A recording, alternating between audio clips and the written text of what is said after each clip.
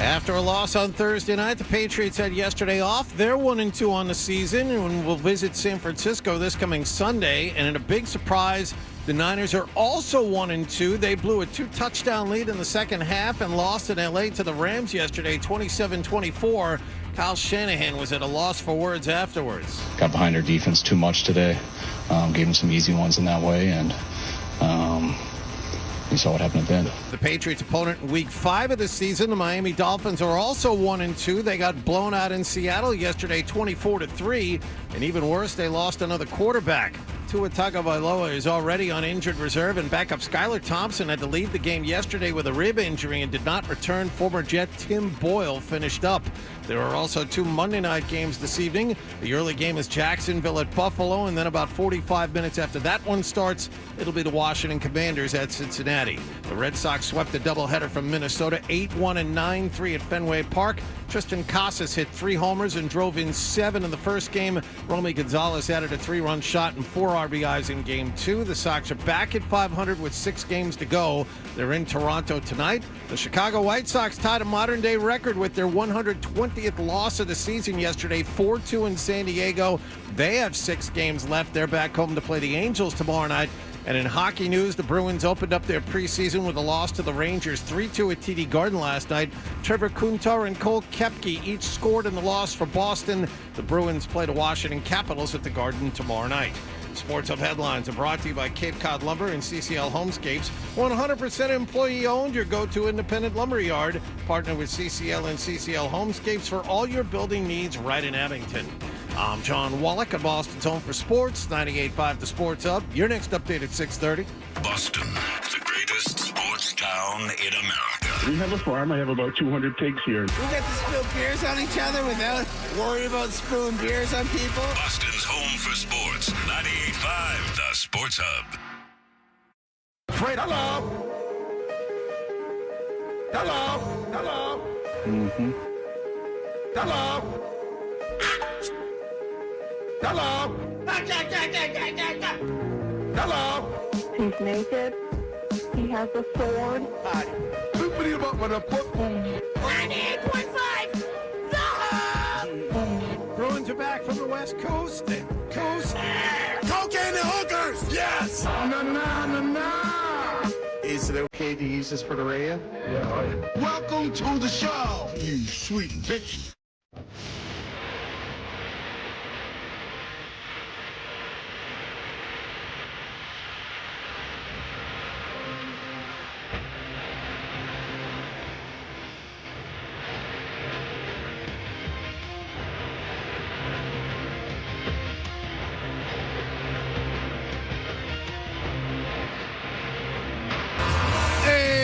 Good morning, everybody. Good morning.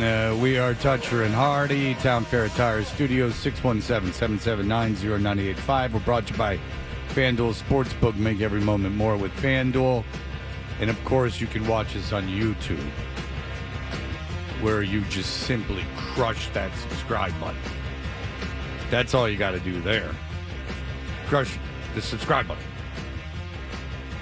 Usually we play clips over the opening song, but that will not be the case today. Oh, we can't do that today. As the equipment again is broken. And the fellow that can fix it is located in North Carolina. Well, is that where the office is? Is that where where your company's based out of? Oh, no. Our company's based in Naples, Florida. Why is he in North Carolina? I guess he chooses to live there. And I really like him. He's a good guy. I'm sure he is. He's helped us all on numerous occasions. But well, it's his job, but okay. I mean, it's not. Well, it's you know not how like, donating a kidney. Well, you know how some people, you work with, do so with, a prickly attitude. Oh, Fred, sure, Fred. I know. Look in the mirror, you dope. Not the case with, Mark, but it is unfortunate that it requires remote access, and then remote access is not a guaranteed thing. Sometimes you can't access remotely because of technical glitches. You would think that you'd be able to, because if something's broken on the internet, you would assume that you'd be able to log into it from a distance. If you can't do it locally, you would assume that you could do it from further away. Okay, but wires. Well, I think we're well beyond wires. Tubes, vacuum tubes, I think that we transistors. my friend. Do you know how any of these things work? No, but they do, which is how No, I know they- there's order to the to the universe. It's just like electricity. Do we know when we switch a light switch on how the electricity goes in? No, but we know that it will come on. Magnets. How do they work? I don't know. But when no scientific nonsense. Tell me from a spiritual level how they work. Well, there's animal magnetism. That's something a little different, but we can get into that. Yeah, that's if I don't shower for a couple days. I got Waldick this morning, by the way. Yeah, I got Waldicked on Saturday. Go ahead. Okay, so and then Nick got Waldicked. He's the trifecta. This morning I'm coming in and I'm trying to get over into the right lane, and I see this eagle-eyed Acura behind me. I'm like, oh, that's Wallach. I'm sure he's not going to be a prick and just drive along in my blind spot. He sees my blinker on. He's going to let me over. And he really didn't. If you're listening to the show and you don't know this by now, you always know it's Wallach because he just has a license plate that says Squawk. That personalized plate, the vanity plate. Yeah, it just says. Well, I figured just go it all says in. Squawk you. Yeah. So I get over anyway. I just gun the Hemi a little bit. It's like, I'll take that lane. It's mine. I'm taking it. And then he's tail grabbing my ass all the way off the exit ramp and all the way down the street. And then he insists on making the left where I make the left, even though he goes in a different entrance to the parking garage I do. But he's riding my ass the whole way. And I mean, I know it's him, even though he's behind me and it's dark. I assume he knows it's me because he's got a better view of me. Do you think he gives me a little wiggle room? Do you think he allows me over into the lane that he knows I need to get into? No, he's being a total wall dick. And then Nick comes in here and says good morning to him and acts like a prick to him. I couldn't believe it. Nick, am I exaggerating? No, he was being a dick. What did he do to you on Saturday? How was your experience on Saturday Wait, night? so And you knew that was me, right? No, I had no idea it was you. No, because you're so wrapped up in yourself that you don't know or care. Well, Whatever. the weather has been off now. So, I mean, they got to make all the plans to go south. Now, did you didn't know it was him? So were you pissed About what? about the car in front of you cutting you off? Is that why you were riding him? No, I wasn't riding him at all. I wasn't. You make it sound like I assume you were the pickup, correct? The That's Ford. right. That was you. It's not Okay. a Ford, you jackass. It's a Ram. It's my mistake. Yeah, Ford. The Dodge Ram. Ford, in front of me. Ford stands for fix or repair daily. Got it. Ford. No, I was not upset. I was not upset at all. I was, as a matter of fact, I don't think I was riding you at all. I was you back were. far enough. Yeah, you were. Okay. So you were not angry. So No. that's in his mind. He just saw the big back end of my pickup and got all excited and tried to stick his beak right up That's there. a different matter altogether. Right up the tailpipes. So you didn't know. So that's just normally how you drive. Apparently. So if we would need a third party really to come in to see if Hardy was being too precious about the space between his vehicle. All right. So fine. Nick, when you raise your hand, I can't hear you. Now I can confirm. You can Wallach is the fastest driver and the most aggressive driver I've ever seen on the road. Really? Yes. Okay. He flies down the road. Okay, so where have you seen him? I've only been followed by him once. Most of the time when we're leaving the station or arriving at the station, if we're arriving at the same time, he's like, zoom, and he like cuts you off and stuff? What's that? He cuts you off and stuff? He hasn't done that, but he's ridden on my butt plenty of times. Really? Yeah. Are you aware you're doing that, Wallach? Have you ever had anyone get out of the car and yell at you? No. Have you ever had anyone flip you off recently? Not recently, no. Getting so mad. Wow. Not flip me off recently, no. Is it? Are you now? You're going to have to kind of look and see if you're really doing this. Now I have to look around and make sure it's no one I'm working with. Well, beyond that, I know Nick's car. I did not know Hardy's car. But you never know who's got a gun. You never know who's Good gonna point. flip out, John. And if you're riding people, I know you got places to go and people to see. But I mean, you got to protect yourself, John. No one wants to lose you. Thank you. All right. Thank you very much. Have you had the same experience, Fred? No, I've the only time that I've ever seen you on the road was I've been in the car with you. I didn't notice you were doing anything, but the only time I've seen you on the road is when we did Shazawi's, and you thought something was up, so you followed me around. John left when I left the station. John slyly followed me around in his car to see like if I was looping back to the station or if I was really going home. And so I thought it was funny. Did you do that? This story is so old. This No, is you did that. 15 years ago. I don't remember following you any further than out of the parking lot. Oh, John. Okay, fine. You didn't follow me home. If I ever followed anybody in a car, I think I would remember it for a long, long time. This is like John said. This is a 15-year-old story. It's absolutely true. I can tell you where he followed me. We were in Birmingham, Leeway and Birmingham Parkway. I went out the back, up towards Market Street. He followed me up there, followed me onto Market Street. You know that right that went by the front of the building? Yeah. I took that right. That's not the way John goes home. And he started following me that way. And then when I finally turned left, he like slowed down and then like left. He like wanted to make sure I was making a left and not coming back to the station. That is what happened. That is a fact. The story was told the day after. The story has been told millions and millions of times. That is what happened. But while I was defending you, John, I appreciate you sidetracking and calling me a liar. How did I call you a liar? You said, I don't remember anything about I don't. Yeah, I know, but you know the story. I remember following you out of the station. I remember following you out of the parking lot, but not as far as the rest of it goes. No. All right. Well, I wouldn't have. If you just followed me out of the parking lot, that wouldn't really be following me. That would have just been leaving. Yes, that's what I remember. Yeah, but you've admitted before to following me. 15 years ago, maybe, but not since then. I don't remember, Fred. All right, you did, but you do remember you thought something was going on. Of course. And you do know that you were really suspicious. Of course. I've admitted that. We talked about that. No, I know. But it's just, yeah, you did. You followed me out there and then to the right. I mean, you didn't follow me 15 miles, but you followed me you went out of your way to make sure I was going home. Okay. That's what you did. Okay. That is exactly what the story is. All right, but no, that's the only time that I've seen that. But I was at the BC game on Saturday. You want to talk about the rain? Oof. I was at the BC game on Saturday. We got there 20 minutes before kickoff. That was a mess. And sat there and watched the whole damn thing. You stayed the whole game?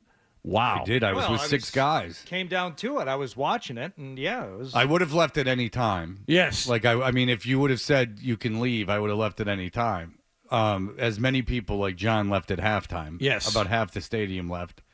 But this is kind of funny. So there's, like, Michigan State loses at the end of the game. You know, they were out their top two wide receivers. They lost. They should have won the game. They fumbled the second half kickoff, and then their quarterback played like crap. He threw an interception the next possession in their own end. And Boston College had no business winning that game. And by the way, so much for your quarterback's arm. I talked to everybody. He's got a terrible arm. But anyway, that's gonna haunt you. Okay. So I mean, I'm asking everyone and their brother. This guy's got a bad arm, right? Yeah, he's got a terrible arm. All right, thanks. So John thinks he's got a big time arm. So there's this guy in this Tom Brady jersey, this Michigan Tom Brady jersey, and he's standing on like one of the bleachers, like at the everything's a bleacher. There's no seats at the place, and so he's standing like a couple rows in front of us, and he's effing with Michigan State fans, like he's screwing with them, and it looks like there could be like a fight, and then he turns and he looks at me. I don't have anything of any college on. He looks and turns at me. In fact, you can see what I was wearing that day at Fred Toucher, and you can see just how wet I was. So wet. Go to at Fred Toucher if you want to see. I mean, the like it's like a fireman calendar on Instagram is really what it was. It's like, oof, I got stuck in the fire in the fire hose. Ooh. So anyway, he's going and he's getting into it with these guys, and he turns and looks at me and he comes charging at me, and I'm like, oh Jesus, what's this guy want? He's trying to fight everyone. He goes, are you Fred Toucher? I go, yeah. He goes, oh hey man, I'm a huge fan. I go, hey, and he's like, Yeah, sorry about that. I'm just trying to screw with these guys. And he's like, did you go to Michigan State? And I'm like, no. And he's like, oh, yeah, da. And like, I thought the man was coming at me. Did you say no, but my co-host Hardy did? Yeah, I said Hardy went there, yeah. Yeah. And he said, where is your office? And I said, it's right here. I said, he leaves, he drives an Acura. That's what I said. You'll be able to find him. He'll be hugging your ass. That's right. But, yeah, because crawling up your keister. Because, a lot of drunk people at 8 o'clock game. Yes. And people were looking for trouble at the end of that. There was a grown man holding like a grown man in his 20s, but there was a 20-year-old like holding his friend's like shirt, and they were going up the stairs to the section that I was going into. Oh yeah. Everyone a big fan of, including the Michigan State fans, big fans of stopping. Not, as John can attest, not a lot of room at Alumni Stadium, including like in the rows to get up to your seats. Like there's no room. They're like real narrow. And these and I hate it because I like Michigan State, but these what appeared to be mouth breathing hicks would stop in the middle of the walkway and just stand there taking pictures. But anyway, and so I put up with that because I'm very kindly and saintly. But there was this kid, and he's holding on to this guy, and they just stop at the top of the stairs going up to my section. These are like 6 stairs, Hardy. This isn't Gillette Stadium. And he's sitting there holding the guy. And I'm standing there, and I wait. They both see me. And I got to karate chop the kid's hand off the other guy to get by. It's just like, and he's like, whoa. Whoa. It's pouring down rain. Yeah. It's raining like hell. Yeah, and you're standing there like an idiot waiting to get by, and these guys are just oblivious. I don't know how you can be in a literal crowd of people, the definition of a crowd of people, and just stop. Well, let me tell you, I decided, and I decide this at least once a year, that I can't do crowds anymore. I just can't do it. And we were at a show on Saturday, and there was 2 instances of people just being so oblivious to the other people around them. I'm thinking to myself, where can I go anymore? Like, where can I go and enjoy something like maybe a really loud game where it's tough to get annoyed, but I can go to the movies, but it has to be like 2 weeks after the movie comes out, and preferably like a 4:00 show where no one else is in there, and just like me and my son will go, because any noise, anything around me, and it happened a couple of times on Saturday. It's the people around you. I get so tense and so anxious, I can't let it go. I try and just like ignore it, just be all zen about it, and I can't. I just want to tell these people, it's like you're ruining this for everybody. What were they doing? Because these people were just stopping and not letting anyone by. Okay, that's what was happening. Well, Hardy has hit another gear. Yeah, no, yeah. there was a fair amount of people just standing and blocking everything. We were at Foxwoods. We went to Nate Bargatze on Saturday for the matinee. Right, it's a matinee. It's a 3:00 show, and my wife had gotten us really, really good tickets. I was like, wow, this is great. Thank you, because it's a big room, and I hate seeing comedy in a huge room. But we were like, I don't know, 8th row center. It was really nice. Next to her is a guy, cut off sleeves, gym shorts, not at all dressed for. It's like I wouldn't walk into a casino dressed like this. You're going to a show, do a little something, Put on a shirt, at least a T-shirt with sleeves. Mm-hmm. I'd say that'd be the very least. Next to him is a woman. I don't know if she's I don't think she's drunk. I think they're both so high. Anytime any one of the comedians, the opener, and who is also the MC, or the 2 guys who did a set before Nate Bargatze said anything mildly humorous, and in a full auditorium full of people, like an appropriate response would be like, right? Yeah. Just mild chuckle laugh. She's like, and then would repeat the last line of the joke. She's 3 seats away from me. There are people 3 rows in front and at least 8 to either side, multiple times turning around and looking at her. And even one of the comedians once, I'm like, they're going to go after, as you'll see sometimes, it's like, wow, lady, is everything okay? And try and make a bit out of it. All she did was ruin the show. All Yeah. she did was ruin the frickin' show. Comedians hate that because it's like a part. It's narcissism. They want to hear their voice over the rest of the crowd, and then they repeat the joke as if it was their joke. So either stoned or something. She got up twice. She couldn't make it through an hour and 45 minutes of comedians without going to the bathroom twice. We all have to go pee. Well, I thought of you and your DCs, but No, yeah. Once I cut down, that went away. So that's it. It's like you're in the eighth row. You're in the eighth row center, and you're getting up twice to go to the bathroom because you can't frickin' deal. Yeah. Oh, I can't. I'm thinking to myself, maybe I just can't go out anymore. Maybe I can't go to shows. I can't take it. Well, if you can't go to comedy shows, if that stuff's going to announce you, bother you, because I mean that's just what people do at comedy shows. And they talk. And the people there was at least nobody was talking, but that's happened to me at other comedy shows. I'm like, shut up. Yeah. So. But yeah. Nate Bargatze was good. Yeah, I enjoy the man. He's coming back to host Saturday Night Live again. Second episode of the season. Little disappointed he mentioned in one of his bits that he recently got on the golf course with Jimmy Fallon and DJ Khaled. And God was doing something. Now, he did it under the guise of he wasn't name dropping. It was kind of important to the story because of what happened. It was a great bit that he did, and it was very funny. But you could tell he was kind of excited about being out there with Jimmy Fallon and DJ Khaled. And I'm like, oh, that's disappointing. Well, they're two peas in a pod. And then during that, Hardy stood up. So there's another show somewhere that's talking about there was this guy next to me, and then during the golf bit, he said, "Where are you playing? What kind of shoes do you have on?" Oh, yeah, I do wonder that. Yeah. Who had the nicest swing? Hit him straight. What'd you shoot? Hey, fairways and greens. hit him straight, and not too often. All right. Throw that one in there. Very Well, good. It throw was that in. a big weekend as things are happening in football and baseball. It's exciting. The Bruins have started again. Our boy RJ was in the booth yesterday. We'll have everything for you coming right up. You're listening to Toucher and Hardy on the Sports Hub with a name that says it all.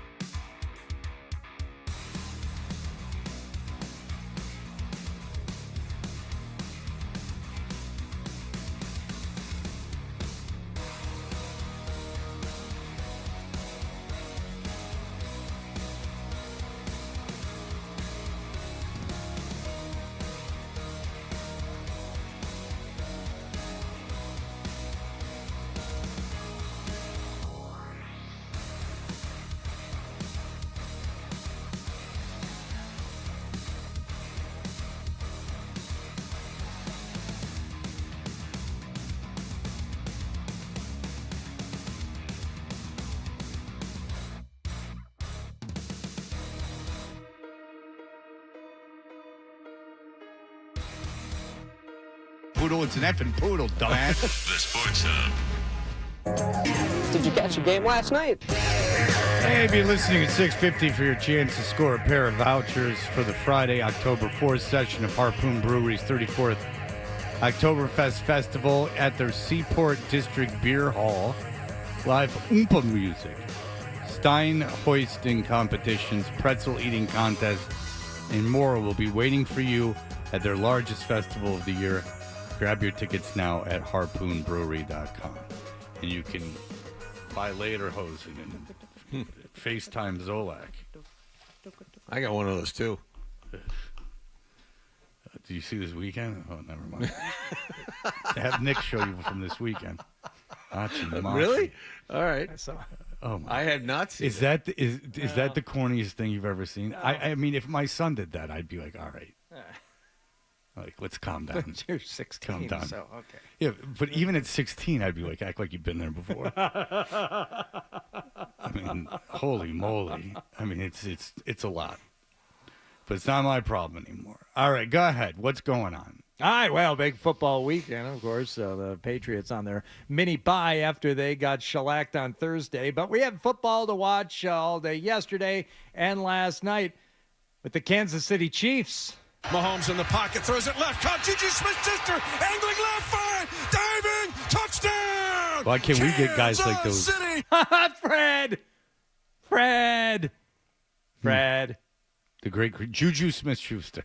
Welcome back to the Chiefs' kingdom in the end zone. Juju Smith-Schuster on a 13-yard crosser. Yeah. That's just how good Mahomes is. He makes that guy look good. Yeah. It's a big difference when you have Mahomes throwing to you. Now, listen, is Smith-Schuster probably going to play for them when they get anywhere near healthy at receiver? No. But he looked good last night. He caught a touchdown pass last night. Yeah, he got a 13-yard touchdown pass. He did indeed, and the Chiefs hold on to win 22-17 over the Falcons. Chiefs still undefeated on the season, 3-0. Falcons dropped to 1-2. Patrick Mahomes, not at all impressed with himself. We haven't played good. I mean, really all three games. I'll speak especially offensively, and myself, I feel like I haven't played very well. And that's not a stats thing. I just feel like I'm missing opportunities whenever they're out there and not throwing the ball in the exact spot I want it to be at. Yeah, they're boring. I mean, the Kansas City's offense is boring.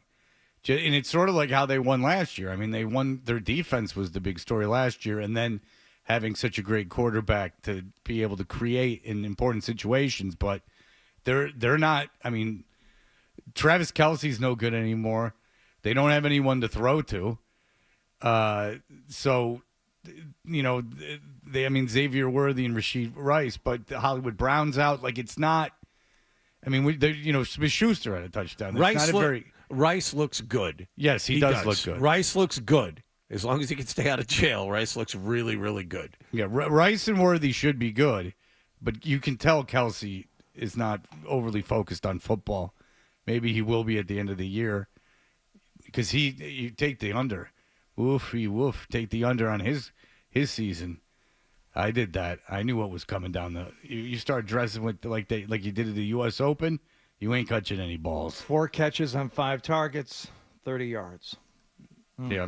And Xavier Worthy, 2 receptions for 17 yards. I have money on him being NFL Rookie of the Year. So how do we decide, or maybe his parents decided, because he is an Xavier Worthy, correct?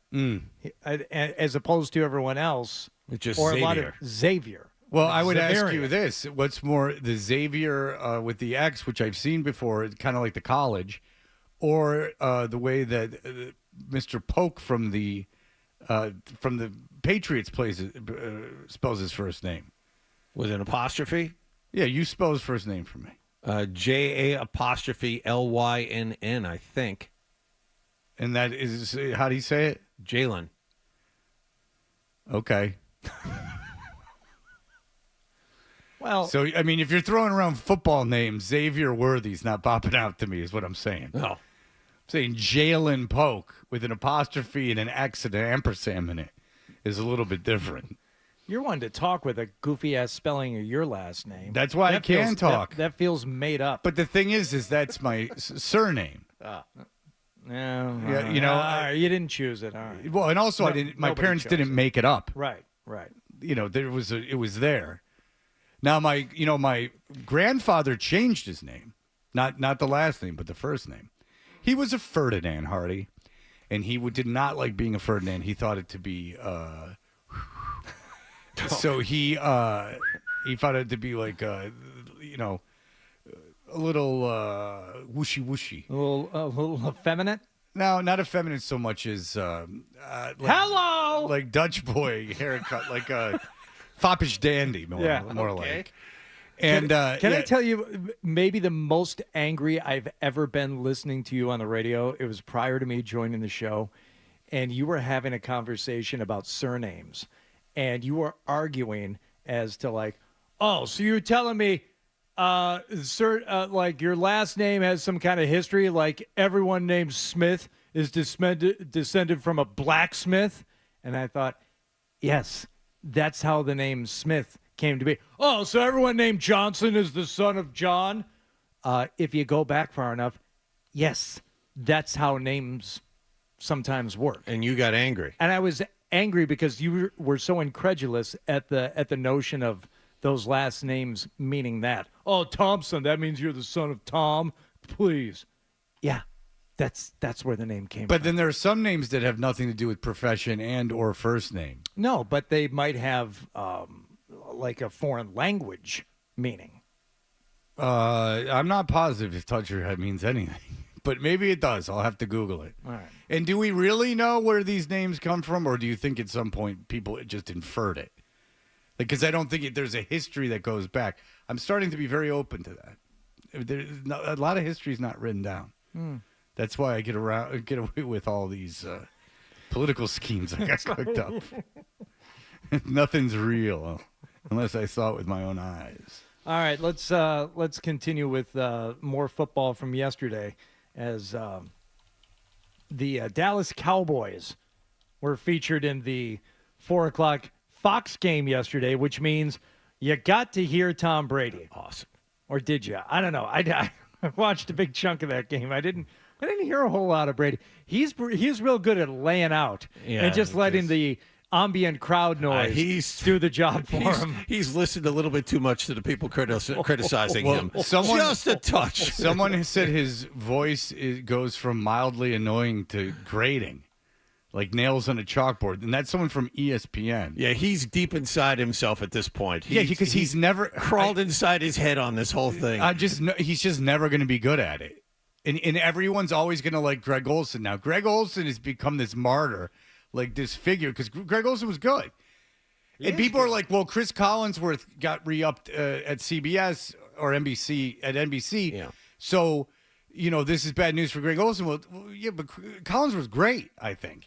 I think Collinsworth's great. I like Collinsworth. I like Olsen. I hear Aikman's another guy. I like really Aikman good. too. I hear Brady. He sounds like he's bad. He's C-list. He's way down the depth chart in terms of analysts. Well, I felt right at home because I was watching the Lions game yesterday. They had a good man, Chris Myers, back in the seat. Oh, he was cool. born to be in. Nice. Yeah, it was a nice Fox game with Chris Myers, right where they needed to be, right live from Arizona. Well, Ravens were all over the Cowboys early in this one. He gives to Derrick Henry, running right up the middle. He's got a hole. He's to the 15. Henry to the 10. The 5. Touchdown, Ravens! The train is rolling, and the King scores again. They were up in this one 28-6 heading into the fourth quarter last night. I've seen a team come back for more than that. Hey. Wait, when? The Super Bowl against Atlanta. Come on, dude. Oh, yeah. 23. Yeah, 23, G. Yeah, I remember that. It's just painted on my car. Cowboy. It's the license plate right there. Cowboys. 28-3. Good luck getting that one. What, the license plate? Yeah, I mean, I'm sure there was like 45 million applications it's for that. zip tied on there. How are you going to get it?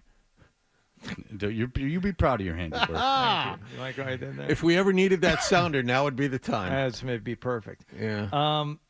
Cowboys start rolling there. Touchdown after touchdown. The problem is they decide to go for two after the first one as they're trying to mount their fourth quarter comeback, and they miss on the conversion, which forces them to try again on the second touchdown.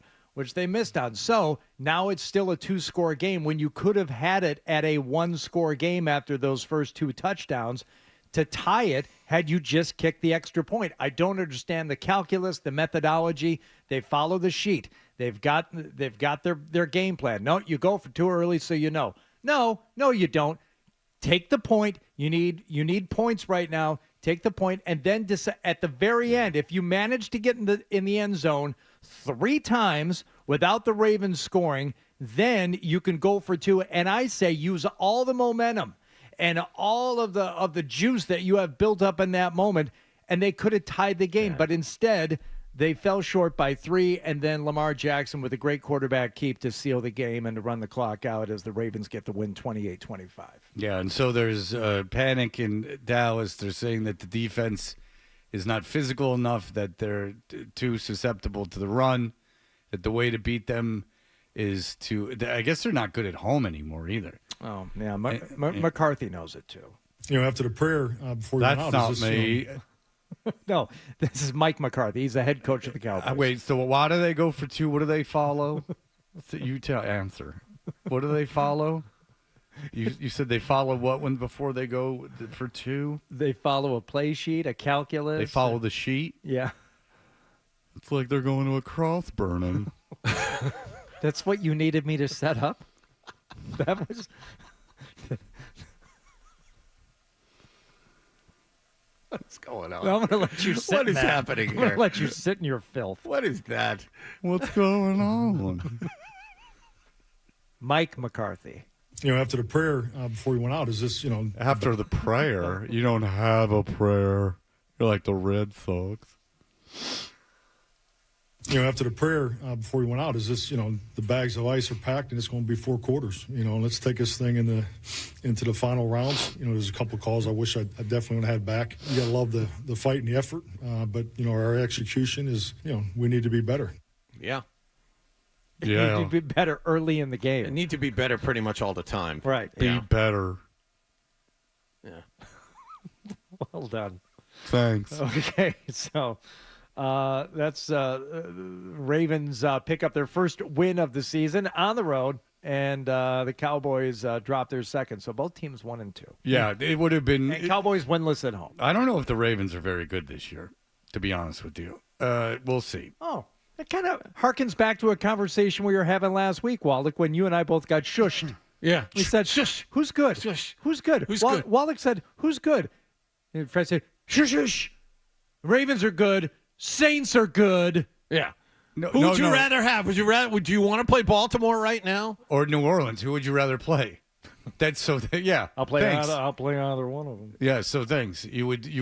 What you would do is you would want to play New Orleans. Yeah, because nobody's good. That's kind of the point. That's my point. My point was you can't go by what the record is at this point. That was the point that I was making. You can't go by the record. And if nothing this Sunday. By the way, if you're a Patriots fan this Sunday, if you're still want to be competitive, everything that happened this Sunday is in the favor of mediocrity. And, at least having interesting football games through October. When we go around the NFL, there was something real interesting in that AFC East team in the South. So, there's all kinds of stuff. There doesn't look like there's a dominant team in the AFC. So, Dallas. Getting back to Dallas for a second, you see CeeDee Lamb bitching and moaning on the sideline as well after he fumbles. I mean, it's a mess. Yeah, they gave a lot of money to a lot of divas. We'll see how that all ends up working out over there. We'll be right back.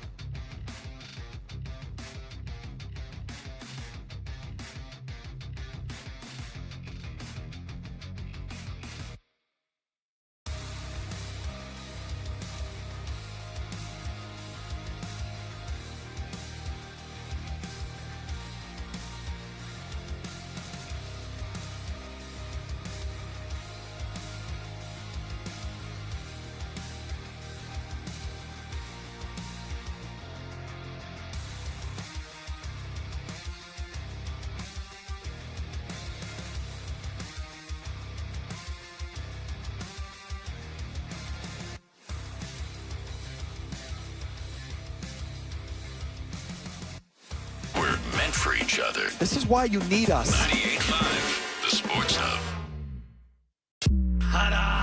We're back with Toucher and Hardy on 98.5, the Sports Hub.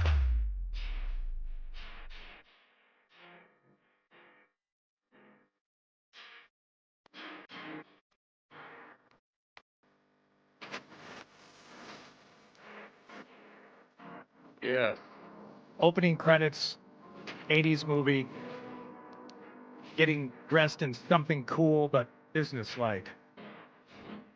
Yeah, like in a cold, kind of stark Yes. bedroom, Yes. walking into maybe a robot butler.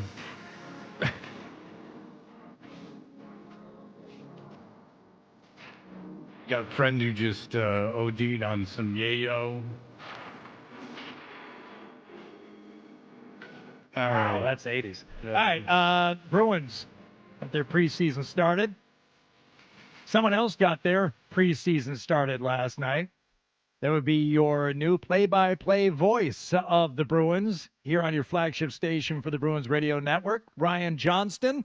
On to it is Merkulov near side. He got upended, gets it back, and pushes it back to Sweezy at the point. A shot, rebound, score! Cole Koepke picked up the loose change and tucks it around to Ming. And 1:34 into the first period, Bruins grab the early lead. Yeah, I know it's the Bruins by the names. Koepke, obviously. Yeah, Deming. I mean, these roll off the tongue. This is a who's who. Deming, the opposing goaltender. I don't. Well, you know what? All right, I know who they play. They played the Rangers. Oh, good job. Okay, Yeah. I'll ask you if this is a Bruin or a Ranger. Okay. Some of them we know. Beecher, we know. Lizell, we know. Yeah. P. Brown. That's a Bruin. That's a Ranger. That's a Bruin. That is a Bruin. K. Kako. That's a Ranger. R. Duran. That's a Bruin. Roberto Duran? Roberto Duran. No, he kept quitting. Fist of Stone. J. Farinacci. Farinacci. I'm just saying that's a Bruin. It is a Jesus, Jonathan. Wow. A. Sikora. That's a Ranger. He scored. I shouldn't have done that. Let's see here. W. Coyle. Coyle? Cuyll. Charlie's brother? They get him on board, too? I was just going to say. No, More local kids. That's a Ranger. Wow. All right. Well, maybe I was wrong. No, you're doing it with Wallach. That's not. V. Mancini. Ranger? I don't know. Yeah. B. Sweezy. Oh, the Sweeze. Sweeze. Sweeze, yeah. Well, that's a he Bruin. Hardy just played the clip. It's a Bruin. All right. Well, you were undefeated, John. I take it back. I shouldn't even said that. Some people out there are probably going, Fred, you're a fool. And now I do feel like one. Congratulations, John. One quick note about last night's game. I saw a little bit of it. I'm waiting for Fabian Lizell to appear. He's supposedly the Bruins' top prospect, forward prospect. He has been for the last 10 years. Yeah, I've been waiting. Yeah, He's the Casey Kelly of the Bruins. I know. That's a good poll right there. Honestly, it hasn't happened. There have been multiple opportunities for him to, hey, here's a spot. It would be a good time for you to kind of step up and assert yourself. Has not really happened. Well, it didn't happen last night either. He's penciled in to be a second line wing. Okay. So that's what I mean. We've talked to Fluto about it. It's not my idea. I mean, he's penciled in. They are depending on him to be a right wing on the second line of this hockey team. Weren't a lot of stars playing for the Rangers last night. He didn't exactly jump off the page at people.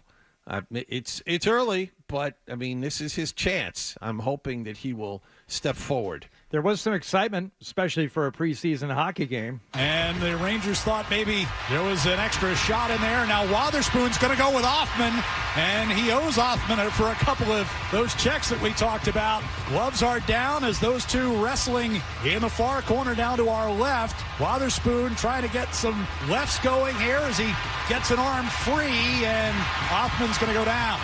You know, that guy was stabbed in the offseason. Yeah, and he's not taking any time off. No one tougher than hockey players.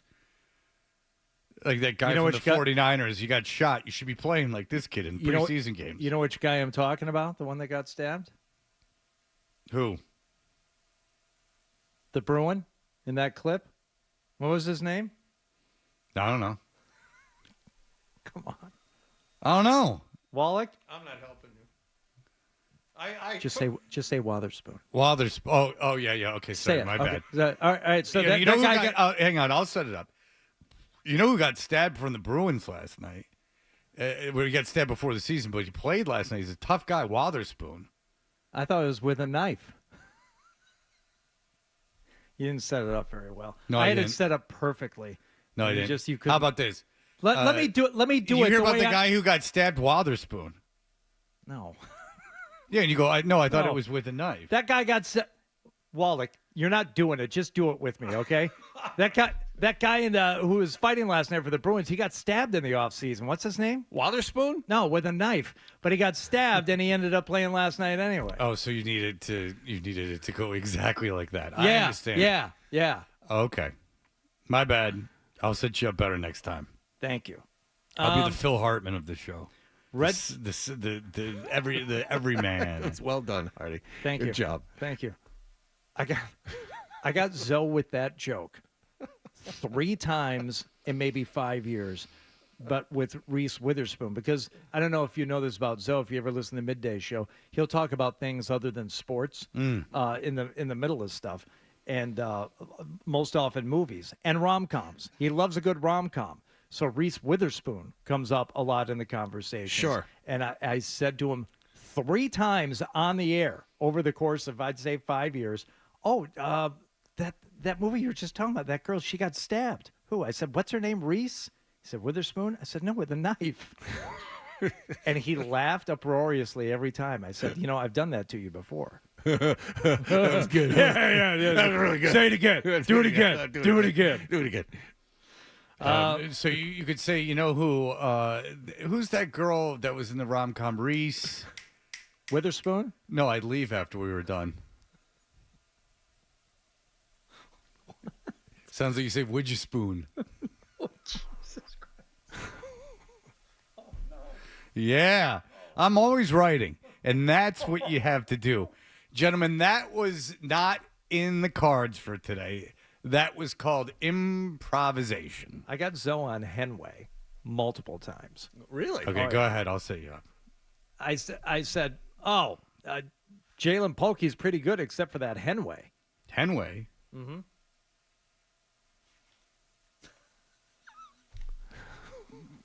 What's a Henway? About 4 pounds.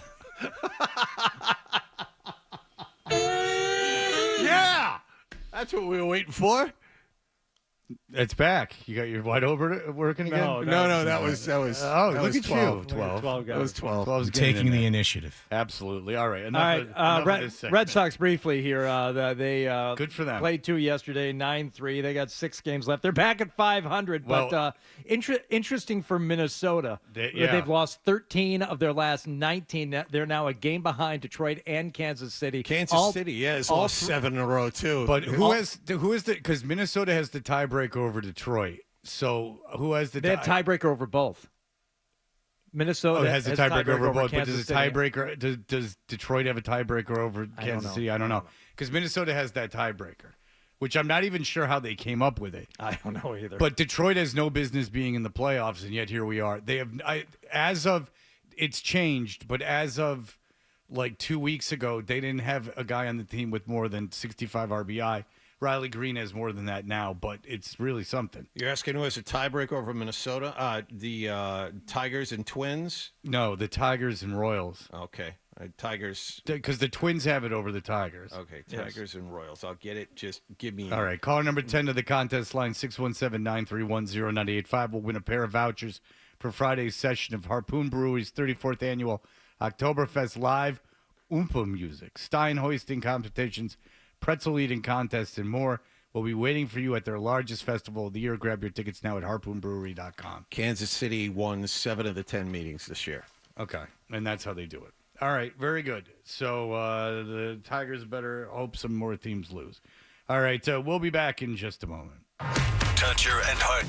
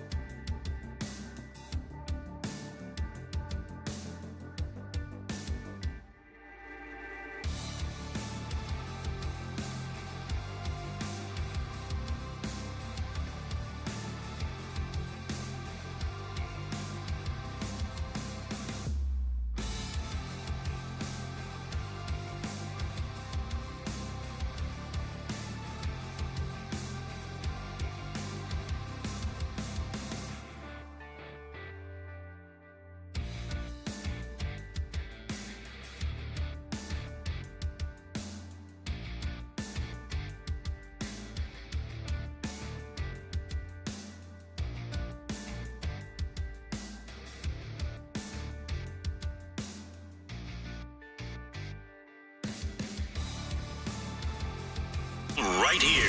98.5, the Sports Hub, the Beasley Media Group station. Sports Hub headlines.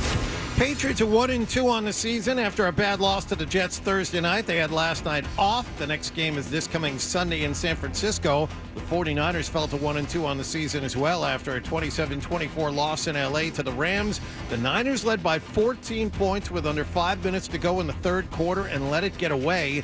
Joshua Carty kicked a 37-yard field goal with 2 seconds left to win it for the home team. The Patriots' next game after that is back in Foxborough against Miami, and the Dolphins are 1-2 after getting run over in Seattle yesterday 24-3. Even worse, they lost another starting quarterback. Tua Tagovailoa is already out, and now Skylar Thompson may be out as well after suffering a rib injury in the third quarter against the Seahawks and leaving for the rest of the afternoon. As for the Red Sox, they've matched their win total from last season. They swept the doubleheader from Minnesota yesterday, 8-1 and 9-3. The Sox are 78-78 with 6 games to go. They open up their final road series of the season in Toronto tonight. They've also ended Kenley Jansen's season a little early. He'll be placed on the injured list today with a sore shoulder. The White Sox set a modern-day record with their 120th loss of the season yesterday, 4-2 in San Diego. And the Bruins look pretty good, at least early in their preseason opener. To it is Merkulov near side. He got upended. Gets it back and pushes it back to Sweezy at the point of shot. Rebound, score! Cole Koepke picked up the loose change and tucks it around to Ming. And 1:34 into the first period, Bruins grab the early lead. That can only be Ryan Johnston here on 98.5 The Sports Hub. The Bruins had a lead, but they wound up losing to the Rangers 3-2 at TD Garden. They play the Washington Capitals at the Garden tomorrow night. Sports Hub headlines are brought to you by the 99 Restaurants, more specifically the $14.99 Big Deal Meal at the Nines. 4 new hearty full-size entrees like the roasted turkey dinner, available every Monday through Wednesday for just $14.99. You gotta love the Nines. I'm John Wallach of Boston's Home for Sports, 98.5 The Sports Hub. Your next update at 7:30. To us, Boston pride runs deep. I'm a Bostonian! This is Boston's Home for Sports. Bow, bow, bow! 98.5 The Sports Hub. Dutcher and Hardy, the reviews are in. I got to say, I don't want to talk about you. Give me about 5 minutes of my time. What he said. Now more of on the Sports Hub. Oh, Dizzy Rascal. That's right.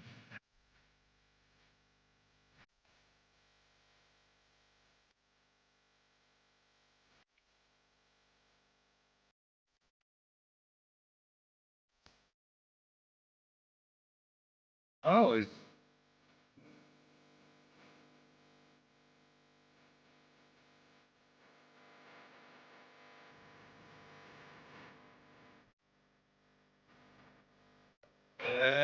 grind. All right. We are Toucher and Hardy, brought to you by FanDuel Sportsbook. Make every moment more with FanDuel, and you can watch us on YouTube. Oh, God, please watch us on YouTube. Search 98.5 The Sports Up.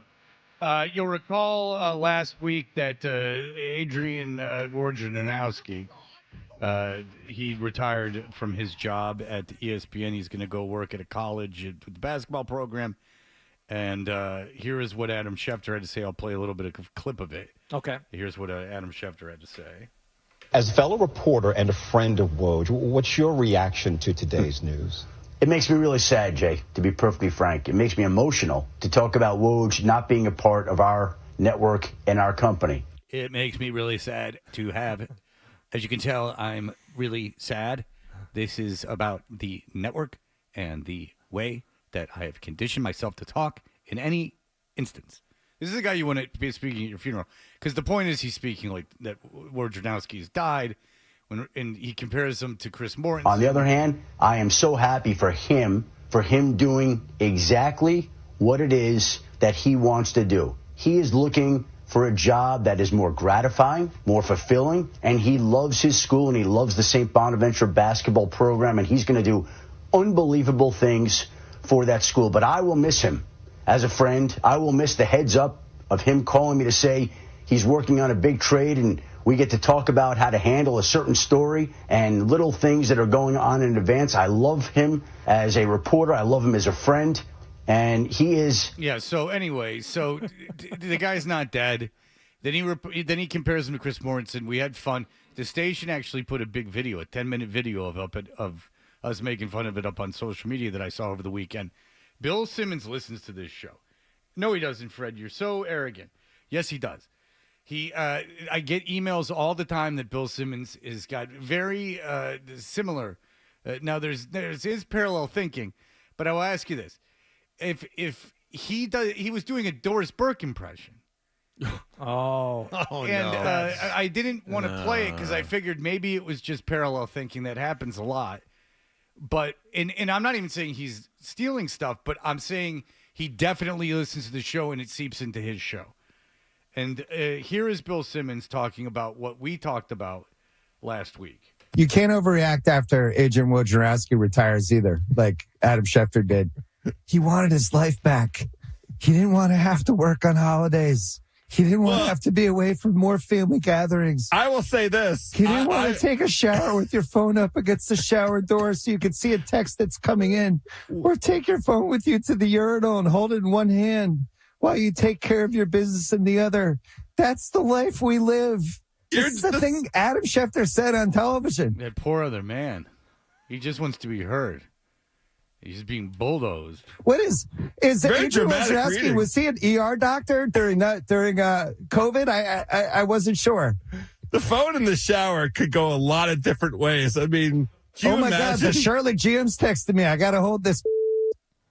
What happened yesterday? What was that? Bill Simmons makes 100 times the money that we do. So, and when this got posted as part of the Bill Simmons podcast PR machine, the replies to it, peak Simmons, he can rear back and hit 99 when he needs to. Bill's not wrong here. Great stuff. Yeah. Like what? It's hysterical. That's him bringing the heat? I guess so. Okay. All right. And I like how he can rear back and hit 99. That's his audience in encapsulation. This is art, plain and simple. Oh my God. This is what people regular consumer. Why is his audience so nice? Like, go read the comments probably that are under ours. Go kill yourself, it will say, or something like that. And it's 10 times funnier. This is why I keep listening. Like mid-90s Larry Holmes, where every few rounds he gets his jab going and looks unbeatable again. That's kind of backhanded. Of all the fighters. That's kind of backhanded, though. Like he's saying that he's not in his prime anymore. Perhaps. I mean, I get where they're coming from there. Do you know anyone that listens to Bill Simmons? No. Like, I know he's really popular, but it's just one of those things that, like, no one I know, and say my circle of people that I'll talk to over the course of a month is 60. None of those people have ever referenced Bill Simmons at any But to time. be fair, all the people that I know and talk to about this stuff, they're too busy listening to their own podcasts. Because everyone has a podcast. You have to do it yourself. Yeah, and reading Bill Simmons, when I would set aside the time to do it, I used to, but I found myself, I'm like, I don't care about this subject enough to get through the 10,000 words, published over the course of 3 days. Well, he used to have Alan. I can't. He's got Alan Siegel that writes from who I like a lot. I like The Ringer. I don't mind Bill Simmons. I just, again, it's a lot. But what we did with the Schefter audio was 100 times funnier. You can just go listen to it on the podcast. I defy you to say that Bill Simmons was funnier than But us. everybody hates us for doing it. Yeah. No, everyone hates me.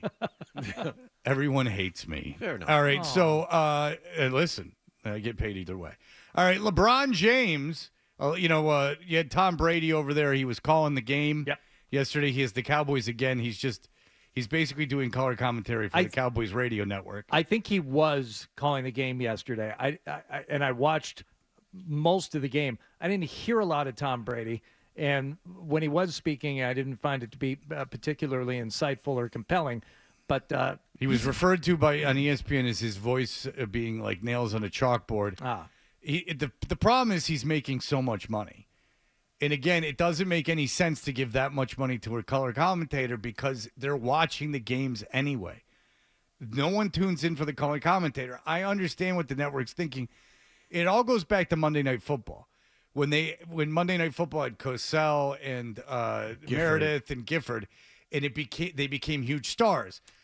But that was different, as you could stand to reason, because had never been primetime football before. Yeah. So they were selling like a whole event, a whole product. That doesn't have to be done anymore. If I was in this current climate, if I was giving money out, I would give it all to my studio analysts. Why? Because we're all on even ground. But we don't own a property at that point. And secondly, everyone wants to have their stuff go onto the internet. Like Jimmy Johnson crapped all over the Tepper from the Carolina Panthers. Yeah. And that went viral. That's what they want. So why would I give all my money to something that people are going to be watching anyway? For this. Yeah, he's just looking down the field. They were trying to. Oh, jeez. Lucky to get it back. Very lucky. Sometimes you get so relaxed in the pocket. It just actually didn't slip out of my hands much. Actually, that never happened to me. It did happen maybe every once in a while. Yeah, he's never going to be good at it. That's the thing, is he's never going to be very good at it.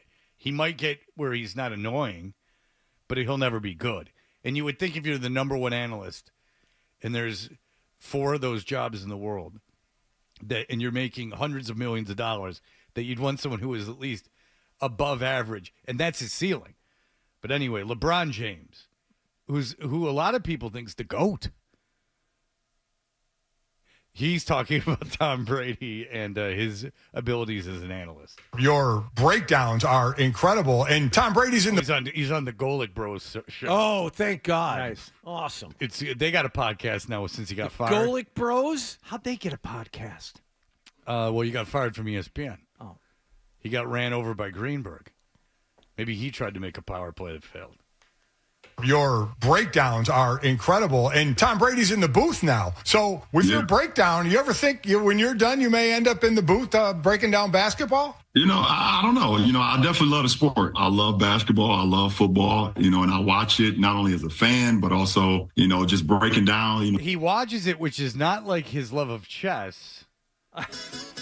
Play a lot of chess. Move me on to any black square. Not in real life. So it's different. Basketball he loves because he plays. Chess he loves in theory. Yeah. Actually, a lot of people have told me you should play chess because you'll be great. I've never played chess, but in my mind. Yeah. He plays chess in his mind. A lot of people have told him you'd be great at chess, but he can't be. I play a lot of chess. In my mind. In his mind. In my mind. Yeah. In fairness, you have to download the chess.com app. and that can take 30 seconds. Yeah. I mean, on the road. And he has no free time, by the way, gentlemen.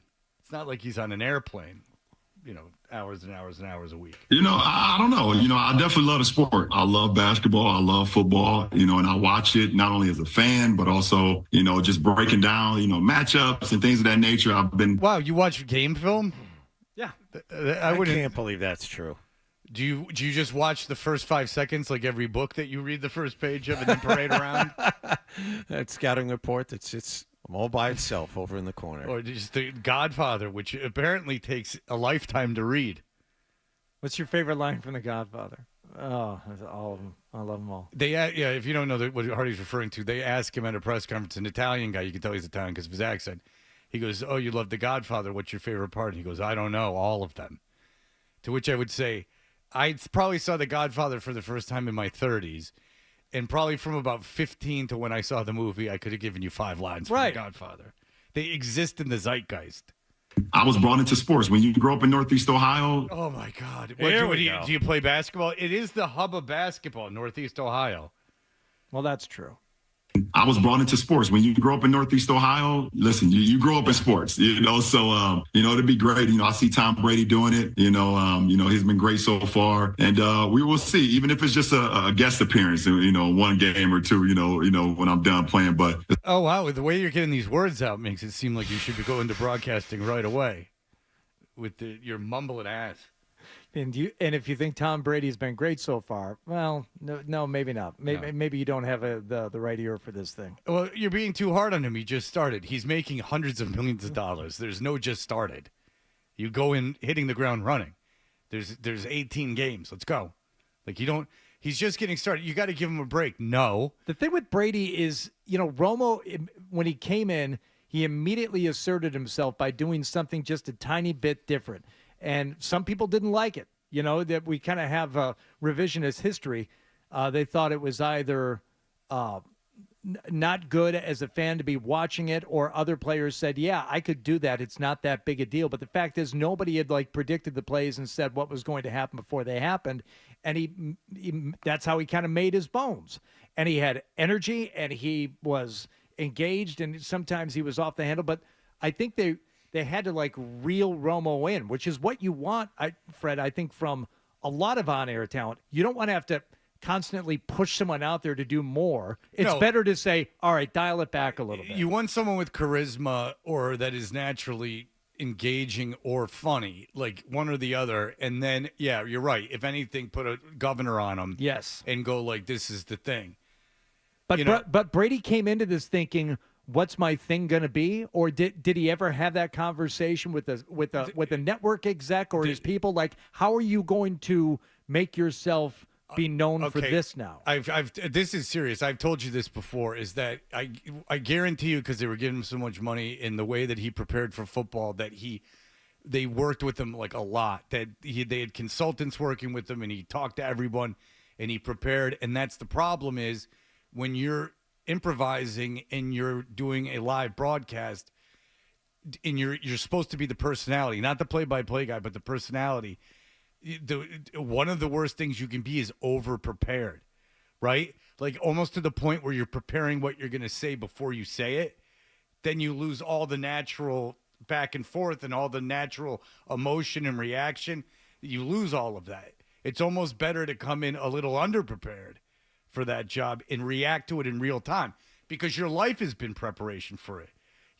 Every game you've played, every big situation you've been in, that's where you should be going back to, not, game film that you watched over the course of the week. I mean, you should be familiar with the players and what's going on, but you're being paid for your life experiences, your experiences as a player yourself. And that's what I think he's just incapable of doing that. That's why he'll never be good at it. He might not be bad, but again, he'll never be good. There'll always be a lot of people better than him. And we will see, even if it's just a guest appearance, one game or two, when I'm done playing. But it's always fun to give back to the game. And, the game has given me so much. So, if it's basketball, if it's football, if it's whatever, I love the word sport, because it's given so much to me and my family, and it's only right I give back to it. And he also loves chess. Have you heard? Play a lot of chess. I've never played chess, not in real life. I play a lot of chess. Yeah, I've never played chess. That's a guy that has been big and strong since he was 14 or 12 years old. And it's almost like a science experiment. What if you tell someone they're never wrong? And listen, he's so great at basketball partially because he is really, really hardworking. There's no doubt about it. And he has a mind for the game. That I don't deny. But that's what he's good at. There's a whole other side of life that he was not. Say we're all given a special skill in the world. We're all inherently very good at something. His is basketball. That's what it is.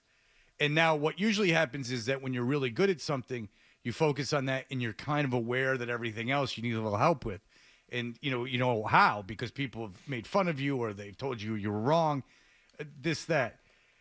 This is what happens in life when you're really good at one thing. You get a lot of attention for it, and no one ever tells you that you're wrong at anything else. So you just assume you're as good at this as everything else. It's called a Schilling effect. You've been so good at something for so long that you just assume, well, I'm great at everything, and then you just start saying things and no one corrects you, and then you go, oh well, and then you get on a microphone and start talking, and you sound like a total idiot because your friends are all ignoring you. It's quite sad, actually. Think about that. He said that chess stuff to his friends, and they all just went, uh-huh. If you said, I think I'd be really great at chess, I've never played it, your friends or your wife or your girlfriend would go, what the hell are you talking about? Shut up. Just shut up. My kids would tell me, what the hell are you talking? Go, shut up, Dad. And I go, oh, yeah, you're right. I'm an idiot. Okay. But instead, he had a bunch of people who either said nothing or said, absolutely, you would be an amazing chess player. Because it's just easier than talking to him. And then he just walks through life with that. Just everyone's just like, hey, Bronny is really good at basketball. Yeah, he's really good. Okay, put him on my team. Sure. Okay. Yeah. And now Bronny's like, his life's going to suck. Because all the money is never going to, he never was told, you shouldn't be doing this. All right. Mike Reese is going to join us. He's doing exactly what he should be doing, and that's covering your New England Patriots. For ESPN, we'll be right back. Play a lot of chess.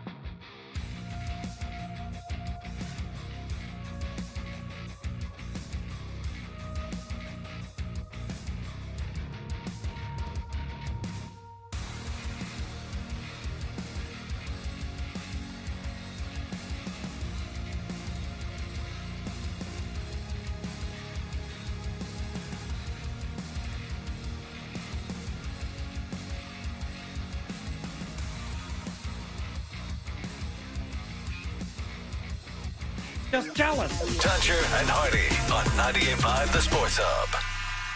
After evaluating the tape and getting together with the coaches, what is the plan for quarterback going forward? Jacoby is our quarterback until I say he's not the quarterback. I thought last night he showed a lot of toughness, a lot of grit on protection breakdowns, tried to do what we asked him to do. But I would say just as a team, as a coaching staff, we just got to be better.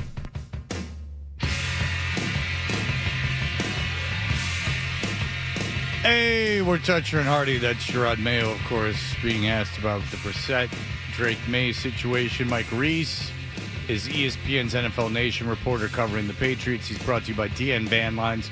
Moving your home or business in need of a recommendation for someone? How about a recommendation from almost the entire staff here at the Sports Hub and the Sports Hub itself? I moved with DN Van Lines. Yes, they moved the station to Waltham as well. DNVanlines.com. Mike joins us on the Volkswagen Dealers Expert Hotline. Hello, Mike. Good morning, Fred. Hey, Hardy. Hey, John. How we doing this morning? We are doing very, very well. John especially is like he's out of a cannon this morning. He's going crazy. Mike, so you asked Gerard Mayo the big question about the quarterback. All right, you saw them against the Jets. This is the worst that they've looked. Is Drake May, is this offense meant for a young quarterback to play in? Fred, so that was 24-3 game. That felt like a 45-3 game. That was one where the score wasn't reflective of how lopsided it was. When you ask, like, is this offense set up for a rookie? Do you mean, like, should Drake May play? So, like, we just saw what happened in Carolina. Yeah. And, they ruined the kid. And apparently there's a bunch of teams that are interested in trading for Bryce Young. Yeah, because they believe that Carolina ruined them and that there's plenty of talent there. We've seen Geno Smith. We've seen Sam Darnold again last weekend, Geno Smith yesterday. We've seen Baker Mayfield, even though he played like crap yesterday, but Baker Mayfield starting for a playoff team. It's a fact. Like, if you play a young quarterback on a team where they're just going to get killed, it's not a learning experience and catching the bullets, as they say. It's a better chance of ruining them. So my question, when I word it that way, is in your opinion, if they played Drake May right now, would it be a positive or a negative for him going forward? Yeah, I would say probably more negative than positive, Fred. I think the two biggest holes on the team, as I see it, are left tackle and top receiver, that a defensive coordinator has to say, we need to take this player out of the game. I don't think they have either of those things. And so you're putting a young quarterback in a position that, to me, is not advantageous because of that. Okay. When you look at the receivers and you watch the film, are they, because there's a lot of pass rush and Brissett's getting killed. Are receivers open, or are you seeing a lack of talent when it comes to that position? So Fred, and we talk about this a lot, like there's you can watch it with this where you can see all 22 players. That's what you need to see, not what we see on TV where you often can't see that picture. So I try to watch that, and what I try to watch is that when Jacoby Brissett is at the top of his drop and he's looking to his first read, is that player open? More often than not, to me, the answer is no. I'm not saying they're not open all the time. Sometimes play action actually helps them get open. That's probably the best thing that they do to get their receivers open. There are receivers that are open that might be third or fourth in the quarterback's progression. And from what I see, and I'm not a scout or a coach, so I can't say like I have all the answers here, but the quarterback usually doesn't have time to get to his third or fourth progression. So that receiver might be open, but it doesn't matter because the rush is getting there before the quarterback can get to that point in his progression. There are so many things the Patriots have to do right just to win ball games at this point, Mike. And I was wondering what you thought about the play calling last week. You were talking about the play action there, and Alex Van Pelt didn't worry about running the ball first. He threw the ball first and didn't try and establish the run at all. And the offense went careening downhill after that because they went to the run later and it didn't matter.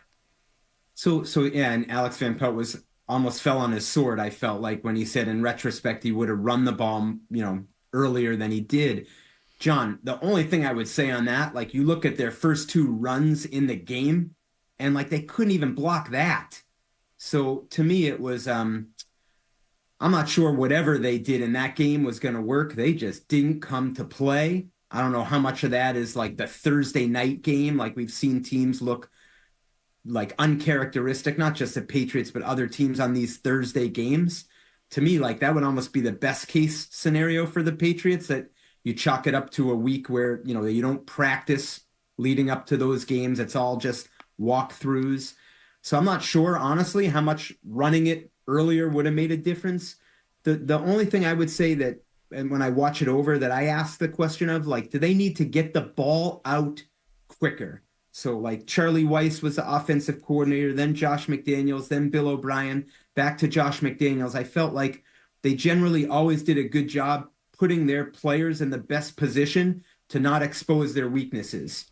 And my thought is, like, if you're having a tough time blocking up front, well, if you get the ball out quicker, you're helping those linemen by not asking them to block as long. And so that would be the one question I might ask, play calling wise, that they need to look at, a little bit closer. Okay, Wallach is champing to ask another question. Is it a follow-up to something that Reese just said? Yes. Because because you've done this, you've wall-dicked me on this before. If it's another Hardy, question, you know what, Hardy? But follow up. Go ahead. I defer because it is the Toucher and Hardy show. I don't want to step on your Jesus. toes. Go right ahead. Okay, Mike, when it comes to, either running first or passing first, I don't know what I would do if I were Alex Van Pelt or Gerard Mayo at this point, because to call them one-dimensional, I think is being generous. Yeah.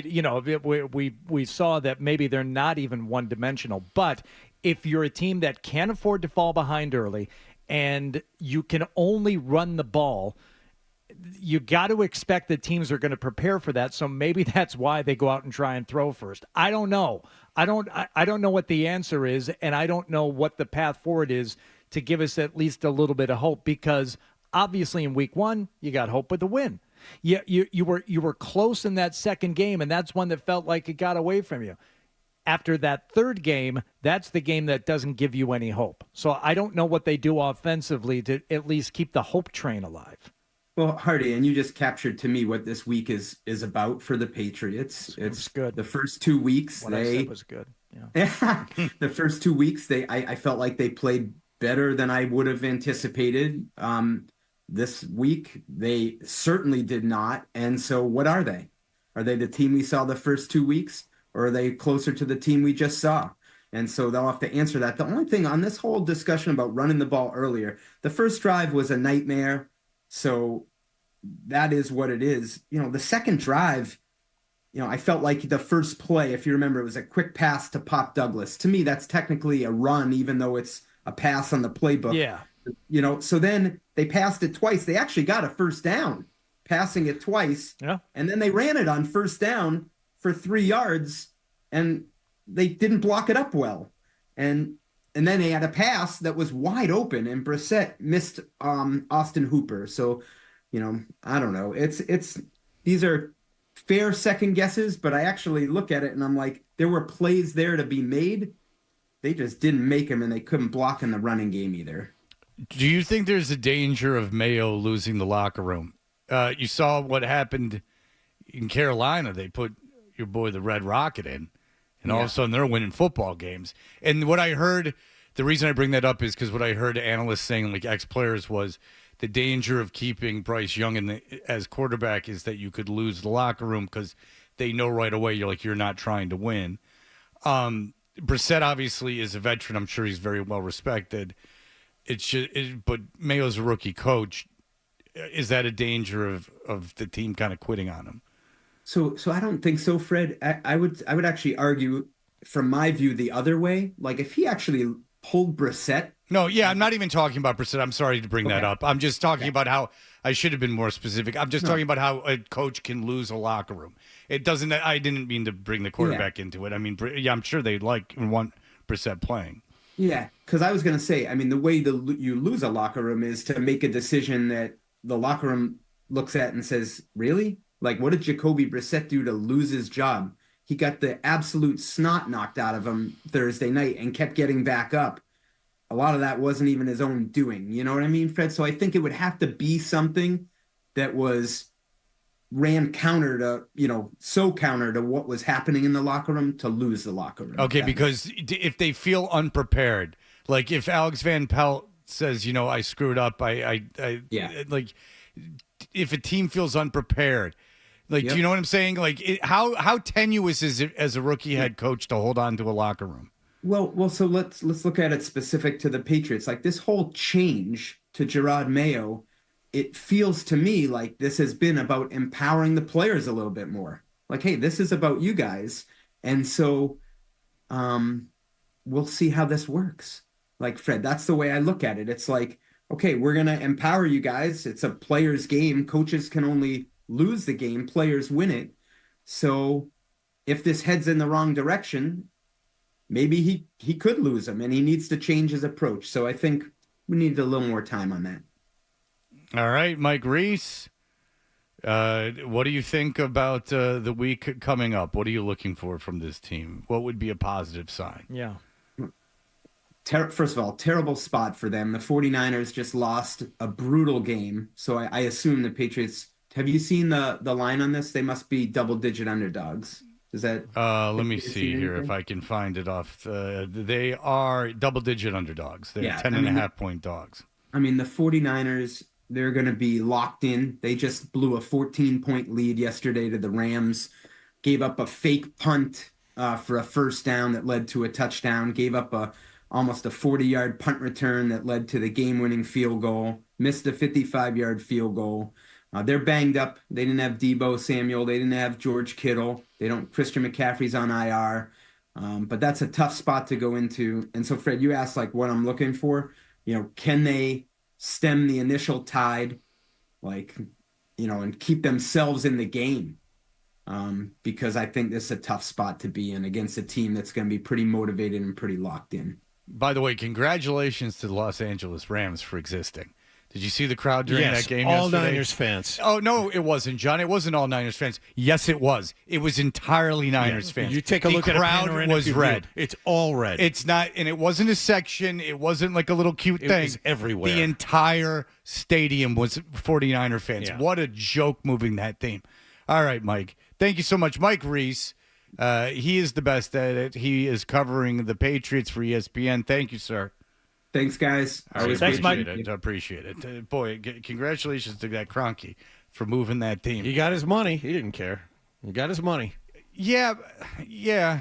He got his money. He got the building. It's not like he's getting he all would have the lost profits. his ass in St. Louis. I mean, look, the Chargers fans are even worse. I mean, it just. Oh, no. Oh, yeah.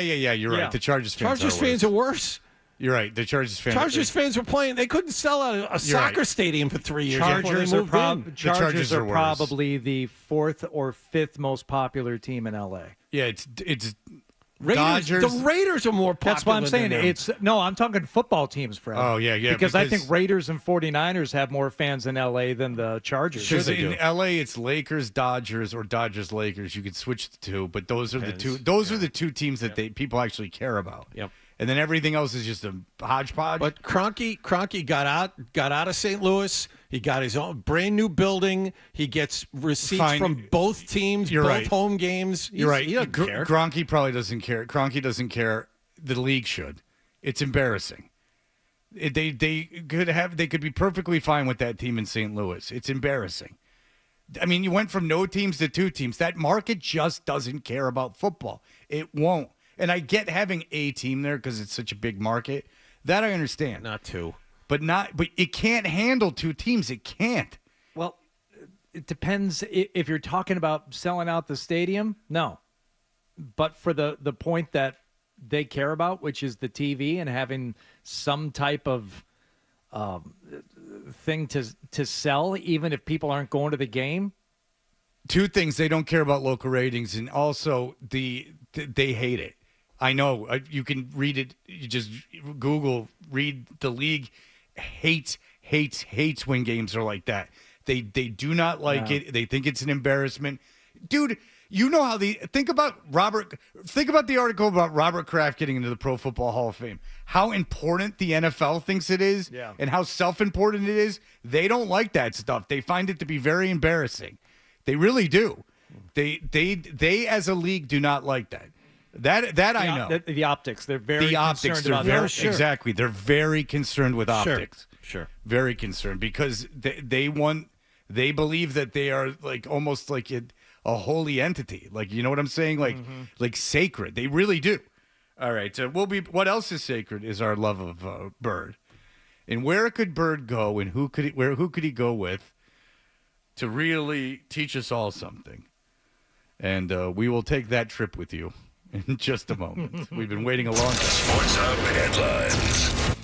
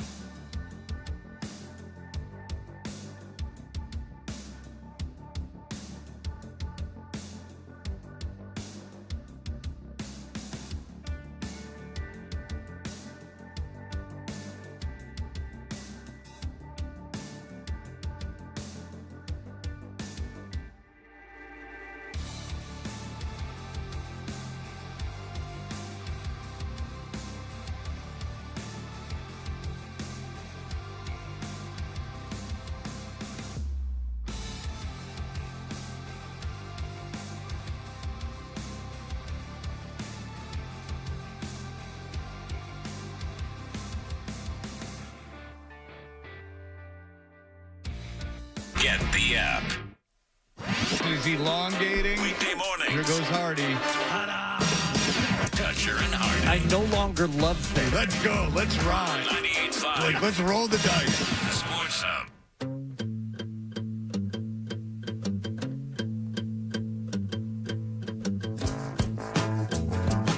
Hey, we're Toucher and Hardy, brought to you by FanDuel Sportsbook. Make every moment more with FanDuel. Is this the Kings? Kings underrated band. Yeah. If those brothers could just get together. Pete Townsend always said that Ray Davies was a better songwriter than him or any of those British invasion bands. Yeah, they should have been bigger. No question about it. All right, why is this playing? Why is something about the zoo? Well, you may ask. We're trying to figure out something to do with Birdie. Of course, we've had Bird go to the movies, and we've had Bird hanging out with Nick in various situations. But Nick is also a father, and he has, parent duties. And one of those duties that you and I are both familiar with, Fred, you too, Wallach, you got to take your kid to the zoo. They might even buy a pass for the zoo, as we had for the Franklin Park Zoo when we were living just a couple miles away. We'd be at the zoo all the time. You wanted to see the abject depression of the animals there. Well, it was really more for the playground toward the end. Wonderful playground at the Franklin Park Zoo. So we'd go there just for that. But, we thought, hey, Nick, if you're going to be taking your kid to the zoo, why don't you bring someone else along? What are we going to do? This is some animals. We're going to the zoo. Yeah.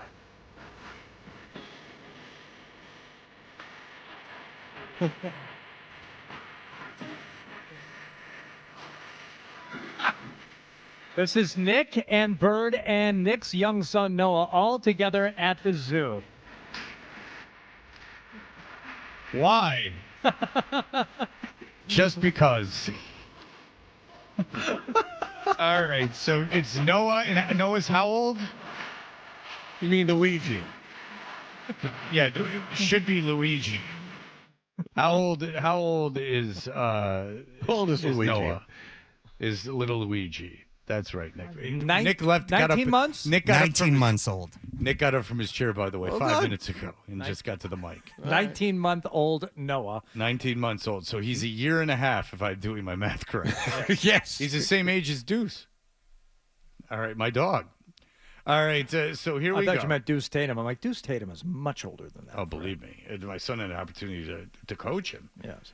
All right, so here we are. This is Bird, Noah, and Nick. They all found their way there, which is exciting. That you could have, and they all met at the right time and everything else, so they're already up for it. First off, what's your name? Bird. Can we use this for the radio? Absolutely. And what does he say? As always. Well, it depends on what you're talking about when it comes to Nick, because he's got. And he says Instagram. But yes, he's using this for the radio. First off, what's your name? Bird. Can we use this for the radio? Absolutely. And who's here with us? Your son. Yes. I know. My 19-month-old son. Hi, buddy.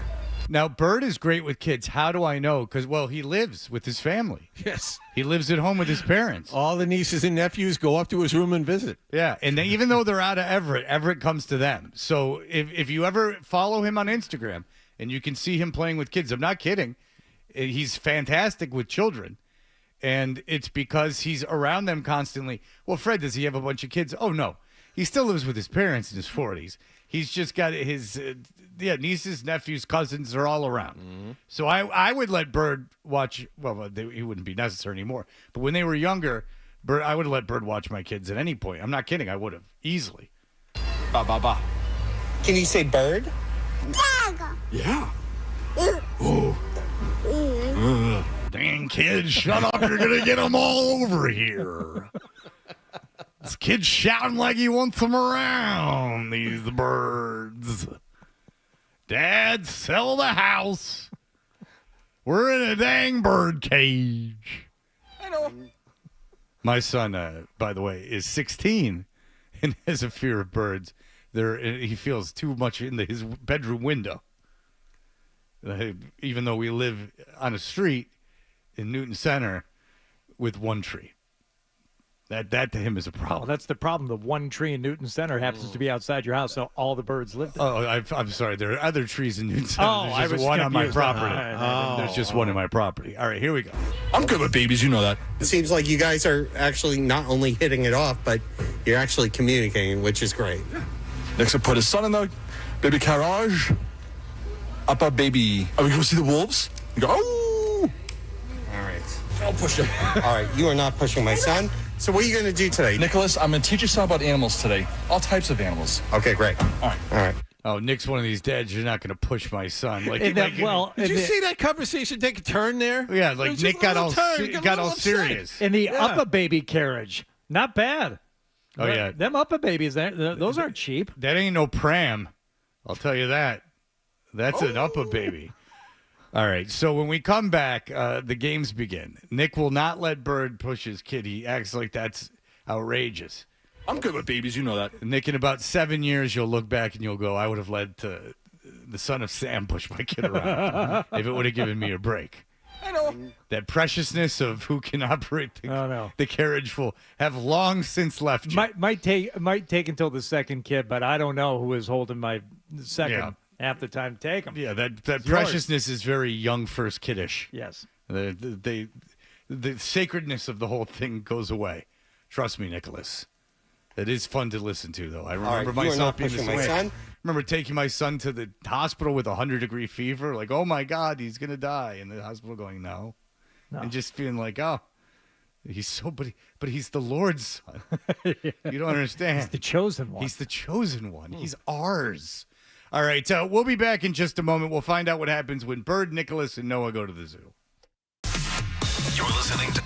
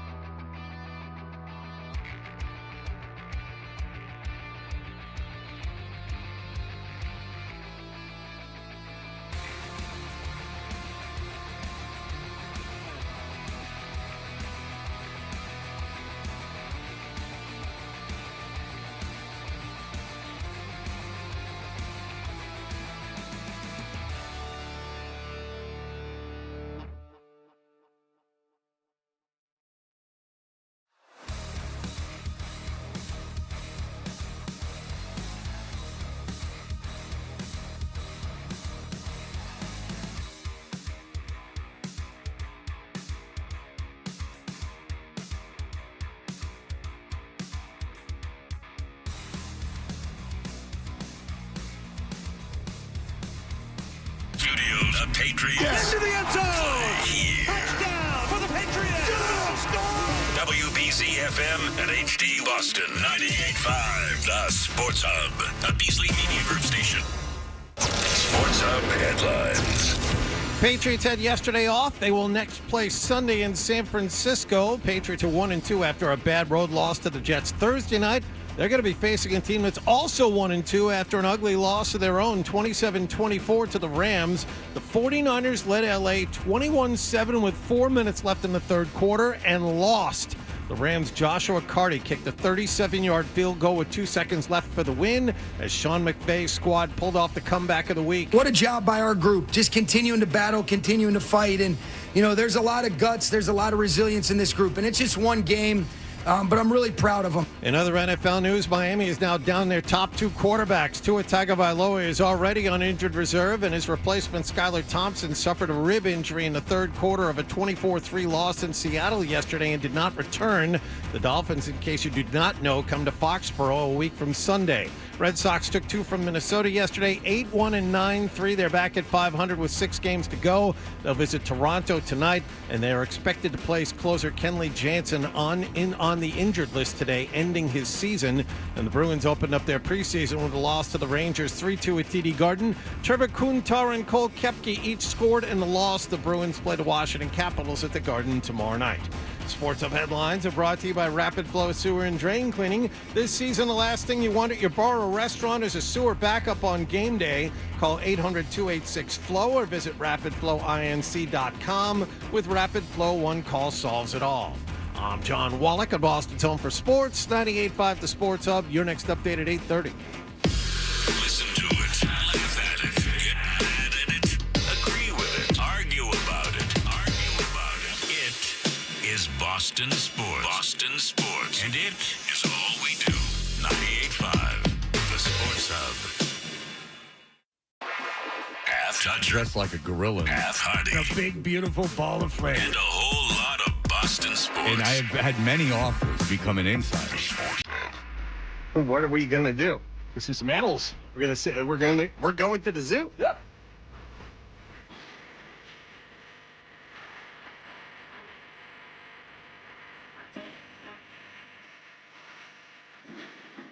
Yeah, we are Toucher and Hardy, brought to you by FanDuel Sportsbook. Make every moment more with FanDuel. You can watch us on YouTube.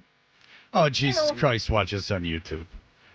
So, if you were out this weekend, as John and I were at the BC football game getting rained on, you can see the picture of me soaked on Instagram at Fred Toucher. I was absolutely drenched. It might be the wettest I've ever been. And if you go look at the picture, it might happen to you, too. So, John left at halftime. I stayed for the whole thing. But my point is, Hardy, that just shows you that zoo days are ending. The zoo ain't going to be open forever. We're getting to a point where this is going to close. They're going to close the zoo. Do they close the zoo? They close the zoo. They absolutely close the zoo. Hold on, ask 12. He'll know. 12. Yes. First of all, is it ridiculously priced to get into the zoo? Well, I'm glad you asked, Fred, because if you go to your local library, a lot of times you can get they have a pair of community passes that you can request, and they can get you in for free. Do they have like a stick attached to them so you don't go too far? like a toilet to the bathroom key? I get where you get the bathroom key and it's got the big chunk of wood on it. It's the community zoo passes. But you have to plan ahead because there are obviously a lot of people that want to use those, and there's a limited amount. So, you can't just kind of show up a day of, and you kind of have to plan ahead and communicate with your local librarian. I'm telling you should write a book called Boston on 25 cents a day. We're going to do Boston at $1 a day. Yeah, don't worry, we're going to do that. Yeah, you got to do that. I mean, you really got it nailed down. Free zoo passes. Everyone's like, ooh, ah. Yeah.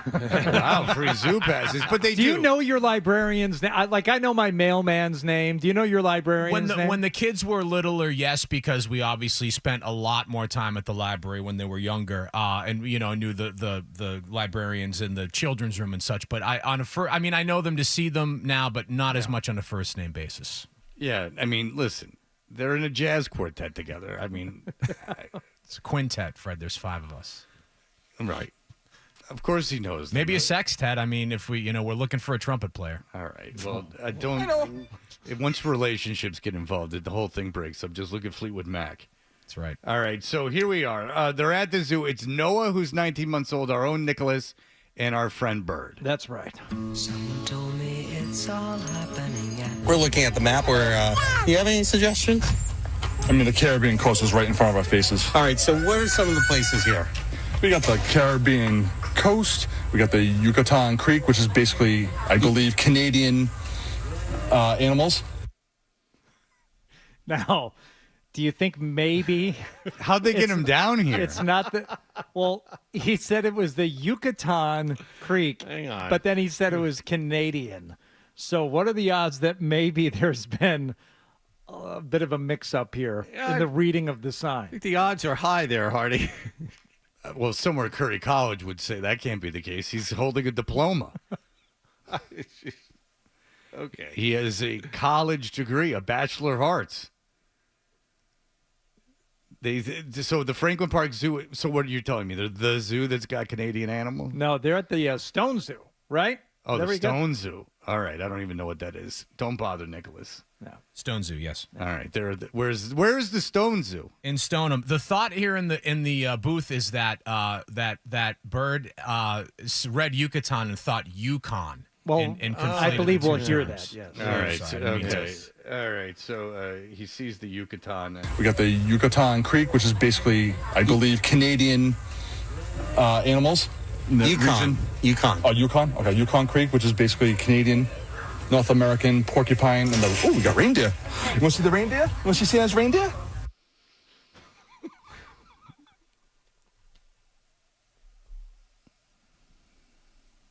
Can you say bird?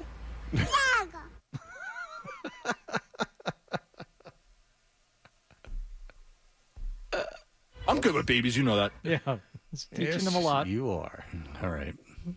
We continue. Yeah, he's like, oh, these idiots. He can't take it. He's like, Dad, skip school. Just get me right into Curry. No? Okay. He's chill. He don't care. What else? What else we got? I think he cares. Yeah. I think he cares desperately. Yeah. I think He's I like, think I'm going to struggle so much at school with all this misinformation. I think that kid cares not to be there.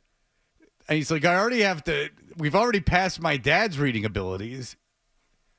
I mean, once we got past one fish, two fish, now we're into the green eggs and ham. And these are 2-syllable words. He's chill. He don't care. What else? What else we got? Colobus monkeys, North American river otter, and white sheet gibbon. All right. What? First of all, the did you last hear one? how he pronounced otter? Like he can say the R. Yeah. He just chooses not to most of the time. Yeah. North American river otter. Colobus monkeys, North American river otter, and white sheet gibbon. What's a gibbon? I don't know. Gibbon, probably. We got the Himalayan highlands, black-necked crane. Cranes. Crane, that's what I said. Black-necked cranes. The yakety yak, snow leopard. So you got the Z. What's up, bud? Yeah, the kid's like, this is so bad for my development. I can't believe you dragged me down here for this. Like, I mean, all of this is wrong. Like, he's confused. Poor Noah. No? Okay. Poor Noah's saying, please, my future. This is when my brain is forming. So much misinformation. I'm so confused, Dad. Someone take me. No? Okay. The yakety yak, snow leopard. So you got the Z. What's up, bud? You want to move? You can't see? Well, he knows some sign language. Right now, he's twisting both wrists, which means all done. He's done. Yeah. So is everyone. We got the Yucatan Creek. And when you finish doing that, Black-necked crane. bring in the dog and put out The white sheet gibbon. Yakety yak. Don't talk back. All right. So they are still at the zoo, Hardy? It's not left yet. No, they All right. barely started. All right, where are we? We're at the monkeys. No, at the monkeys. Yeah, like like how they play drums. Monkeys! Oh, look at that guy. What's he doing with one arm? That's impressive. He's just running around with wow. I think he has one arm. They don't use two arms. That's crazy. No, he has one arm. Oh, wow, he does. Wonder what happened. All right, so you took your son to a zoo with a one-armed monkey? Well, it's not. So you have to go up to York for that. Exactly. That sounds like something you do to yourself. Why did you go to this dude? Why are you in the bathroom so long? Oh, I was doing the one-armed monkey.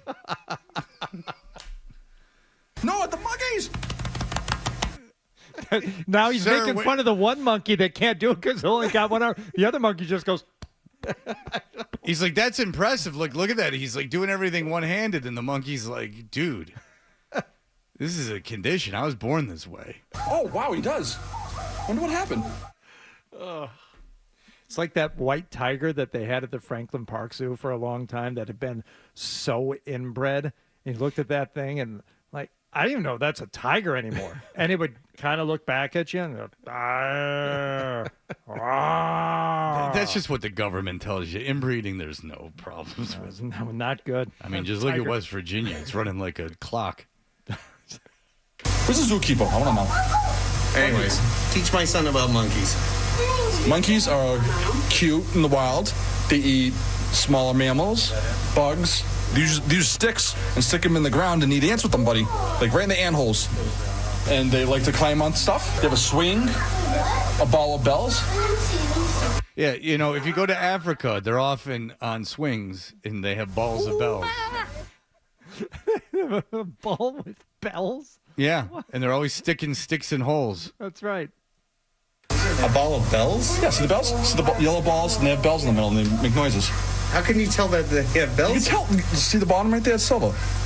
Bottom of the yellow ball is silver. They have little balls on them. This one's just hanging out. This one's hanging out like Jesus. Yeah. What? Well, I'm offended. Oh, wow. He's putting, Jesus spoke. He's putting religious affiliations on these mammals. Let them make their own decisions, sir. This one's just hanging out. This one's hanging out like Jesus. Yeah. Is he making water into wine? Is he making bread appear by the dozens? How is he exactly like Jesus? Yeah, monkey poop. They throw poop.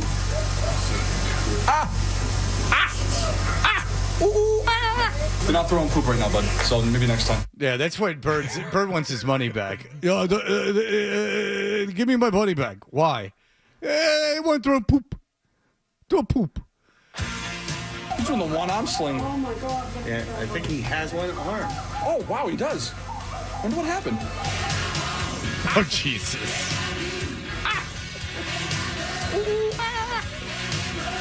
You're not throwing poop right now, bud. I get it. Rick Allen. What? I understand. No, it's a song called Animal. What? It's one-armed drummer. Oh, Fred, how dare you? I'm getting How very dare clever. you. Very Everyone's clever. like, ooh, All right. Very clever. All right. When we come back. Oh, that's it? There's no more? No, there's more. Oh, maybe the monkey was in a car accident. I don't know. But a big lifestyle change after, and it's been better since.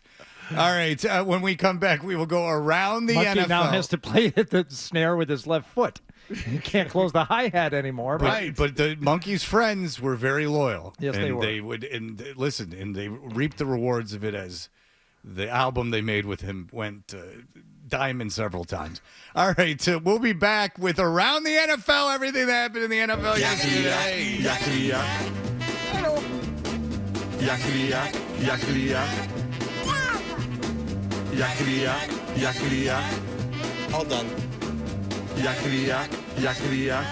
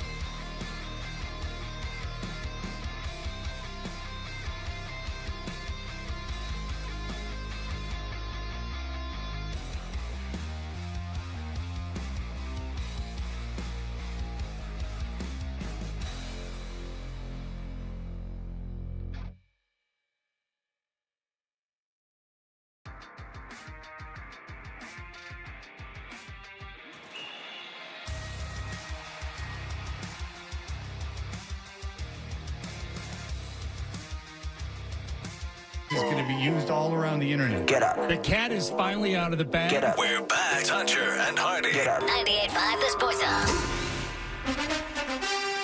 Around the NFL with Toucher and Hardy. They are who we thought they were, and we let them off the hook.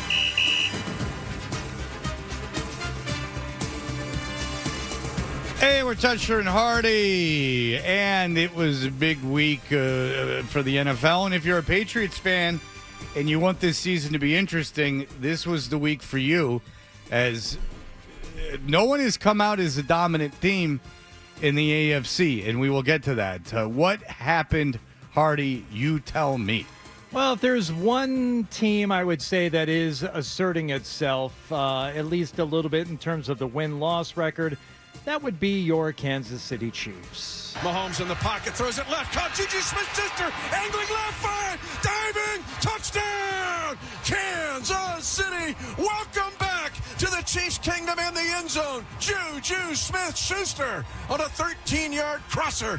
Yeah, he's awesome now. Juju Smith-Schuster's the best.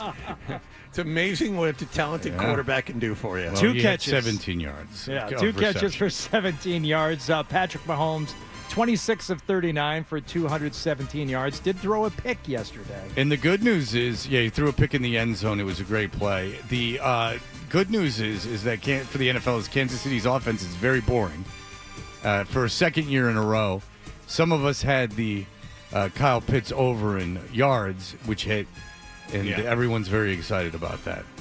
By the way, Mahomes has not played well these first 3 weeks. They're 3-0. Mahomes, I think it's 5 touchdowns, 4 picks. You mentioned the interception in the end zone yesterday, but his numbers haven't been very good. He said it himself. We haven't played good. I mean, really all 3 games. I'll speak especially offensively, and myself, I feel like I haven't played very well. And that's not a stats thing. I just feel like I'm missing opportunities whenever they're out there and not throwing the ball in the exact spot I want it to be at. Taylor Swift not at the game, and neither was Travis Kelce. 4 catches for Kelce yesterday for 30 yards. Yeah, he's done, and I'm enjoying it for his $120 million podcast empire. Got that to lean back. Can FanDuel put something up about the chances of that failing? If you bet that it will, it's minus 2,000. I have so it's just sometimes broadcasting companies do things that are just so amazing. So is Jason back in the booth tonight? Kelce?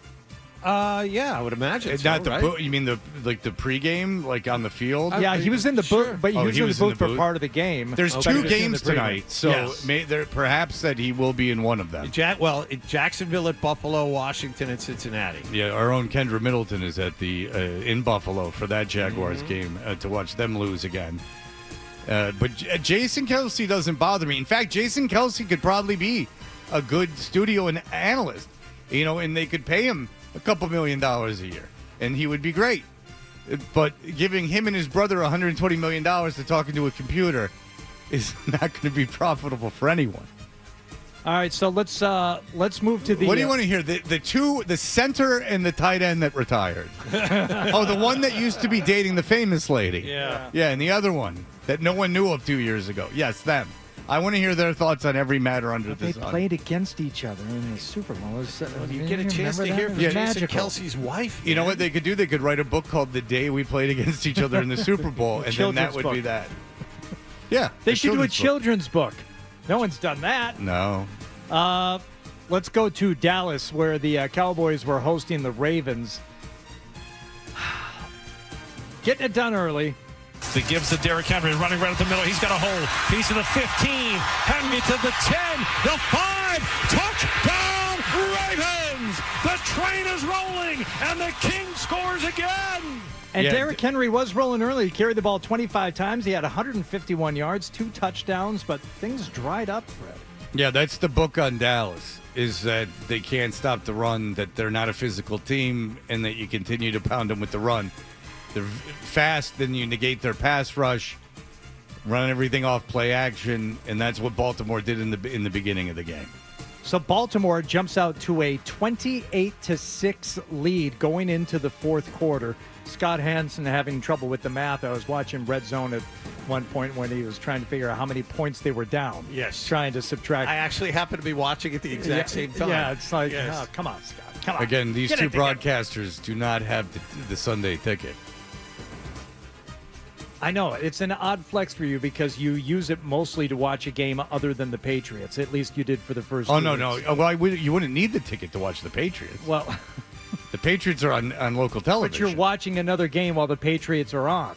Perhaps. Yes, it's just an odd flex for somebody who hosts the morning show on the flagship radio station for the New England Patriots. I watch the Patriots game before we go on the air. Don't you worry. The All-22.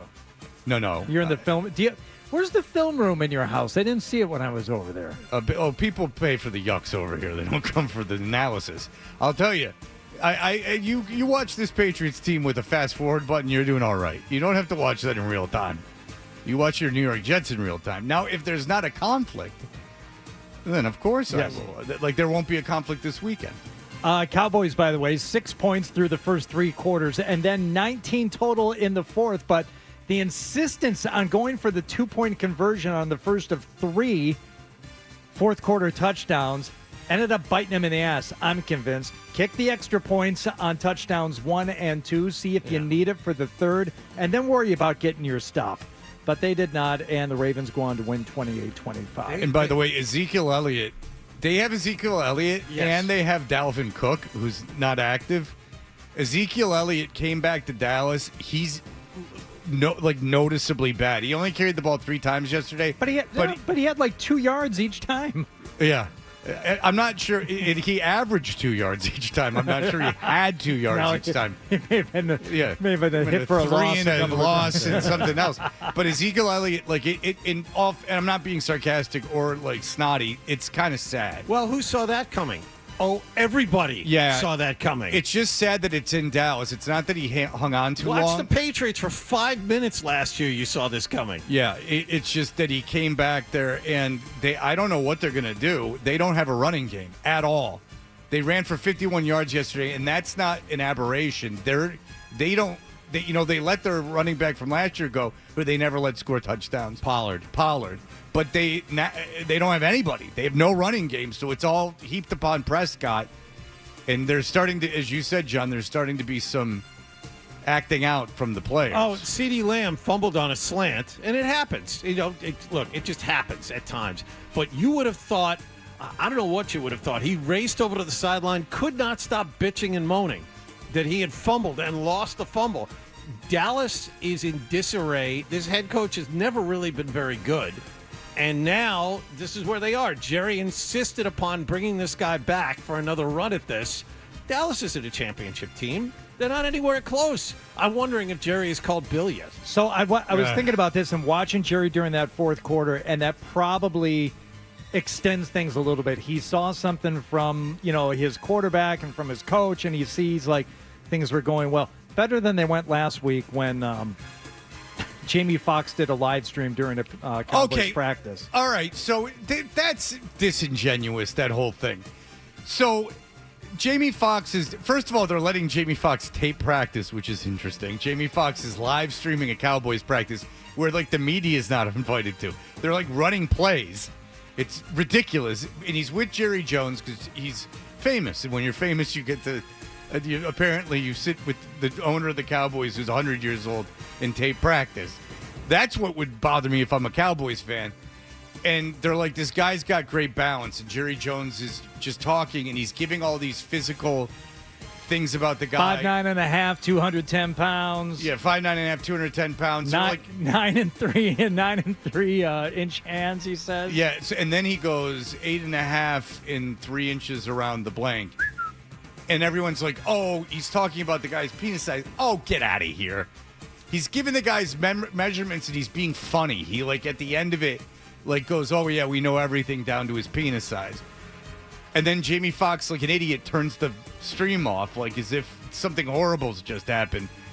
Jerry Jones wasn't. I looked at it with great mirth. I was thinking, ooh, with great anticipation. Like he was like walking around, like Tommy Heinsohn going, I saw him in the locker room and he looked like all of Australia. That's right. I thought it was gonna be something like that. Like he was like, yeah, I go around and I watch these boys shower and I look at every one of them units, like something horrible. And he was joking around. He was giving a million measurements from the guy. And the joke wasn't even about his penis so much as it was, and now here's a bunch of random facts about him. So, boo hiss to anyone who made that seem like it was something Jerry Jones did wrong. Do you agree? Yeah, I think he was trying to be funny, but still, Jamie Foxx cut the live stream like an idiot. Like don't cut it off. Yeah, it makes it seem like he did something wrong. Exactly. All right, let's go to New Orleans where the Saints were hosting the Eagles. Saints, one of those good teams. Yeah. Right? One of those offenses that can't be stopped. Look out, Derek Carr. He's the reclamation project. He's the best. Field goal in the first quarter, and that was it for 75% of the game. Eagles not doing much more, but doing a little bit. He's got Barkley to his left. First and goal at the 4. Game on the line. Is this from the aughts? This guy's been 19-aught? This guy's been doing Eagles games since 19-aught. Yeah. Wow. By the way, Reese. the U.S. is storming the beach at Normandy while this He's is got happening. Barkley to his left. First and goal at the 4. Game on the line. Motion. Give. Barkley up the middle. Touchdown! Eagles take the lead. They did. They scored all of their points in the fourth quarter, storming back from a 3-0 deficit to end up winning the game 15-12. Yeah. If they lose that game, Sirianni's fired, I think, this week. They're not screwing around there. There's already a situation where Jalen Hurts apparently has to talk through an intermediary. The two guys the head coach and the quarterback can't talk. Go ahead. That's the other thing. And they have injuries. A.J. Brown's out. Devontae Smith left in the second half with a concussion. I mean, there are a lot of problems with that team, even though they won the game. That's one I need to go back and would like to at least watch a complete highlight package to figure out how Jalen Hurts throws for 311 yards. Saquon Barkley. It was like 2 plays. Well, there's a 61-yarder to Goddard. And did you see that someone from another team tweeted out, like, your DBs can't even catch a tight end? Yeah. I forgot who did that, but yeah, it was 2 huge plays to Dallas Goedert. And I guess Saquon Barkley kind of did the same thing. He rushed for 147 yards, but one of them was for 65 yards. So they end up scoring all their points in the fourth quarter to move to 2-1, and the Saints dropped to 2-1 on the season. Yes, the Saints could be fraudulent. Who saw that coming? Yeah, not me. 49ers were in Los Angeles. Your opponent next weekend. To play the Rams. The Rams. How do the 49ers do? Purdy back. Purdy time. Purdy throws. Downfield wide open. Caught. Jawan Jennings has a hat trick in L.A. Touchdown! San Francisco! The guy in the background sounds like he's playing with gold coins. Like he's sitting in McDuck? Yeah, he's sitting in a pile of gold coins. Play it again. Just the first part of it. Purdy back. Purdy time. Purdy throws. Downfield wide open. Caught. Jawan Jennings has a hat trick in L.A. Touchdown! Like you just got all them. I'm a wealthy miser. Like someone who just got the spoils of his crime. But as was brought up several times during the broadcast, I don't know if there's anyone else in the league who has made a name for themselves for fourth quarter comebacks, quite like Matthew Stafford, obviously with the Lions, but apparently the magic still holds with the Rams as the Rams storm back, take care of home field advantage, and get 13 points in the fourth quarter to beat the visiting 49ers 27-24. Actually, they were not the visiting team yesterday. We talked about this earlier. The 49ers are basically the home team yesterday. The whole situation in Los Angeles is embarrassing. And if you're a fan of Brandon Ayuk, actually they were, John. But if you want to talk filled with 49er literal versus figurative, fine. You got him very defensive because he thought you were going to come at him, and then you came around the back with the other thing. He was going to correct you, and he had that. No, he was just wall-dicking me. He's been doing it all morning. So if you're a Brandon Ayuk fan, you're very happy that he didn't sign with the Patriots because he blows. He hasn't done anything this year. He was targeted 10 times yesterday, 5 catches, 48 yards. He's not good. Juwan Jennings is the only receiver on that team. And if you were looking for star power, right? Rams? Yeah. 49ers? No. So Juwan Jennings, you want to know who? Jordan Mason, their leading ball carrier, Kyron Williams from Los Angeles.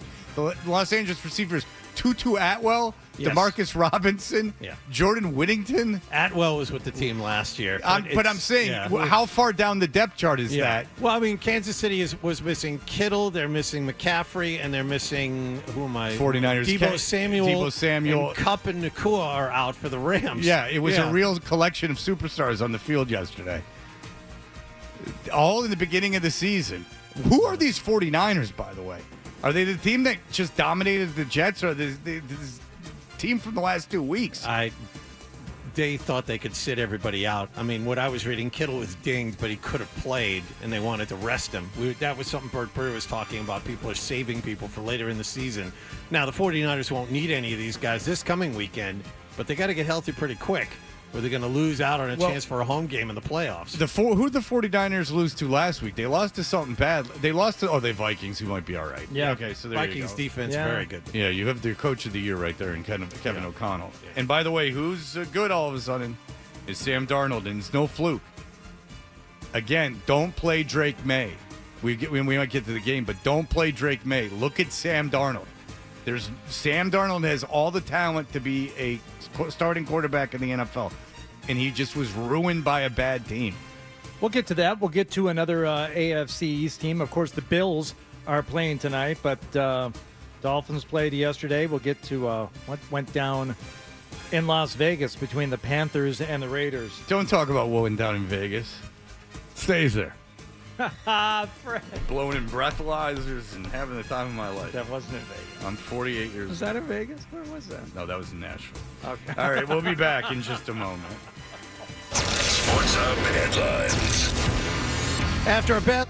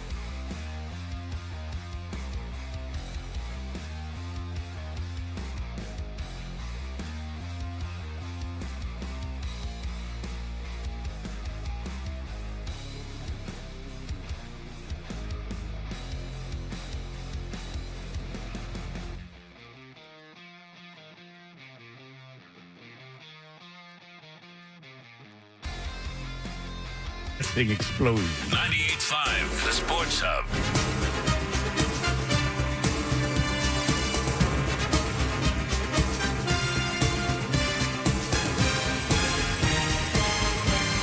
Hey, we are Toucher and Hardy, we are going around the NFL. We are indeed, and we left off with the Miami Dolphins. We're already without Tua Tagovailoa for a period of at least 4 weeks. Skylar Thompson in at quarterback for Miami. Down is the Miami quarterback, the backup, and an injury timeout. Whoops. Yeah, I mean, you went in with Skylar Thompson, but you know who you wanted to come into that game. Oh, yeah. He was just waiting in the wings. You saw him with the Jets last year, and you thought, this kid's got something. This kid's got chutzpah. This kid's around and will show up. That man's name, Timmy Boyle, ladies and gentlemen. The great Tim Boyle, who I watched play quarterback for the New York Jets. What a exciting time it was. And Fred looked at his TV screen and he said, young man, you have got it. I said, you, sir, are an East Kentucky graduate, aren't you?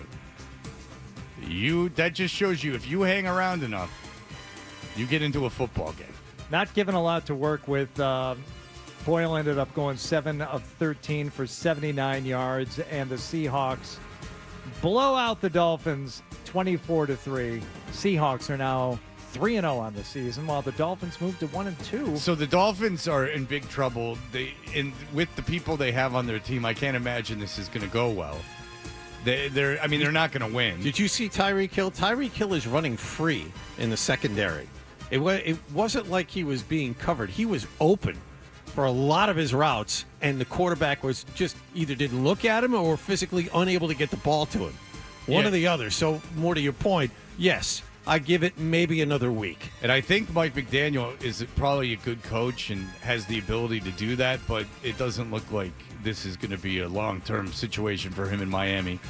And I'm not making excuses for either one of these guys, for Skylar and certainly not for Tim Boyle, but how many reps do you think they got with Tyreek Hill in camp and in the preseason? Well, yeah, and especially Boyle, who they put off the practice squad, but they're going to have to scramble.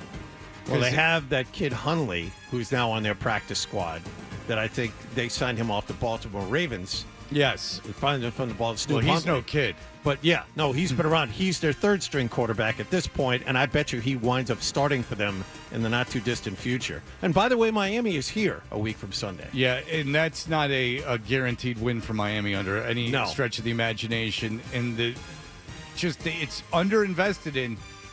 Get a backup quarterback. New England, get a backup quarterback. I think me and the Tara Sullivan are the only two people in all of Boston that want them to get a veteran backup. Just stick a guy in there to take the shots. Like, you don't want to be in that situation. You don't want to be in a situation where Drake May has to come in. You just saw it. We'll talk about it coming up. We're going to talk. We're going to talk about it later, and specifically as it relates to the quarterback in Carolina, where he was bench Bryce Young a couple of games. Said, seen enough. Let's put Andy Dalton in as we visit the Las Vegas Raiders. 2nd down and goal from the 6. Raiders bring a twist. Screen pass, right side. Chuba gets a block, has the 5. Amtrak's into the end zone for a Carolina touchdown. Football's fun again. So this was a game where there was a couple of injuries during the game, and at one point, it appeared quite obvious to their coach, Antonio Pierce, that the team had quit. And he said after the game, you know what? It's not professional. I think there's some individuals that made business decisions and will make business decisions going forward as well. Yeah, Antonio Pierce always seems to be on the verge of breaking down.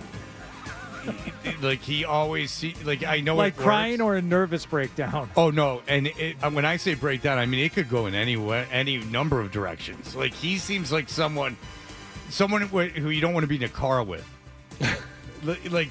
This could go like real manic or get real dark, like at any point.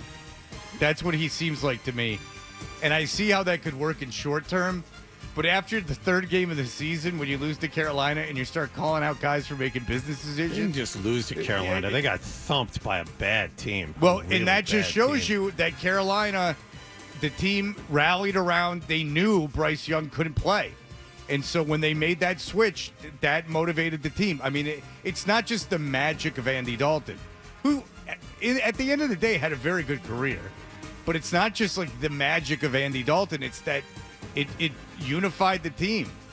And so you look at a team like Las Vegas and you look at a team like Miami, you look at a team like Dallas, and you say, Bill Belichick, will you come back and coach? He's like, I'm enjoying my retirement. I'm talking philosophy with my brilliant 24-year-old girlfriend. I gave her my number in her philosophy textbook. That's how he met her. They were on a plane together. Yeah, yep. And she was like, "Oh, do you know all this about philosophy?" And he said, "Yes, I love philosophy too." The two of them. He goes, "Do you know my dad worked for the Naval Academy?" And she went, "Oh, did he?" He goes, "Yeah, I love the Navy." She goes, "Did you serve?" He goes, "No." No, I did not.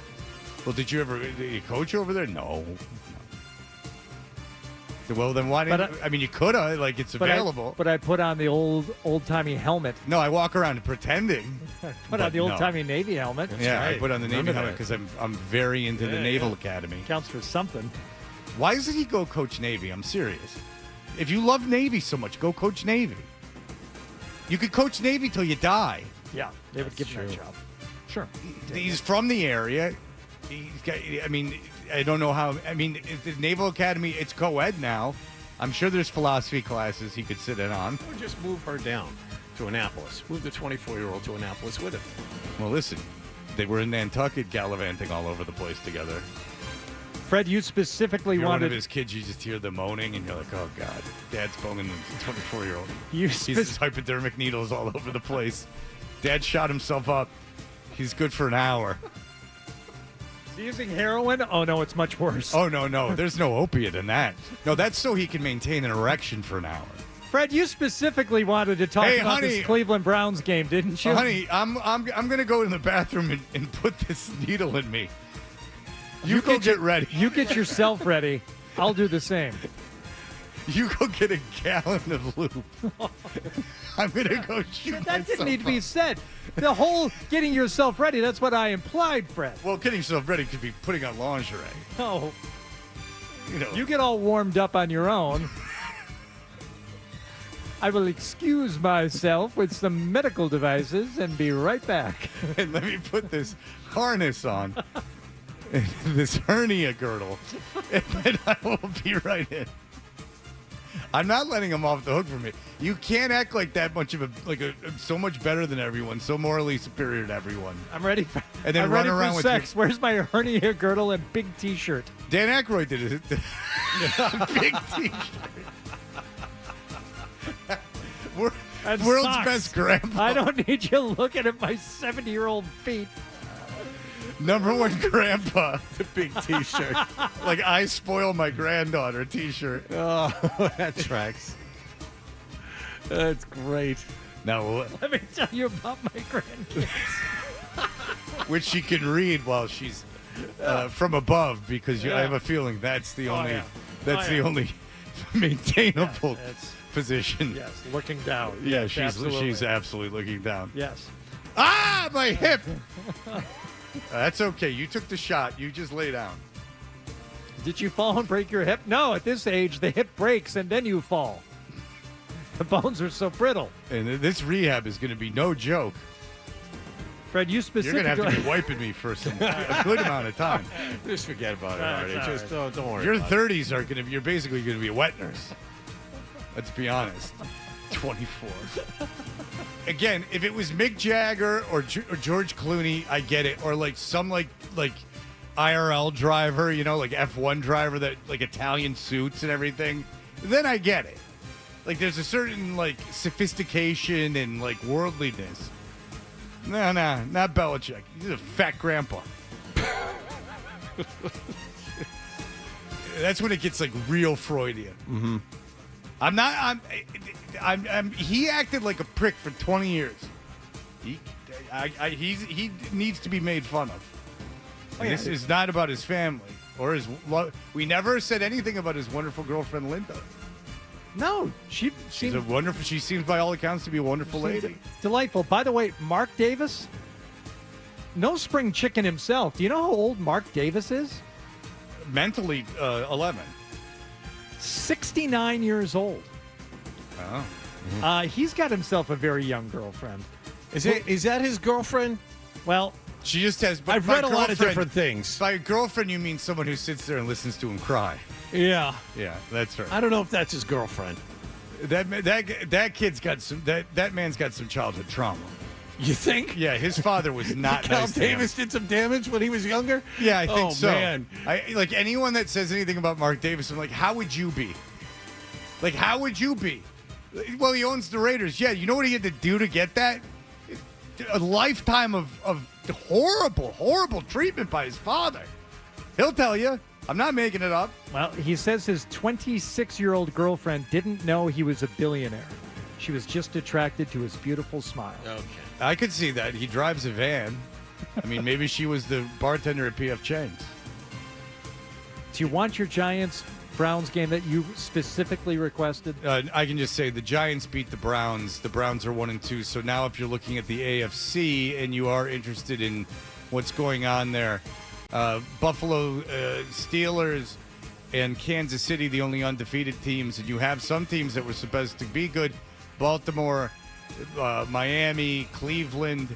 The Texans lost yesterday. Basically, there's really no one rising to the top of the AFC except for the usual suspects, Kansas City, and we'll see what Buffalo does tonight.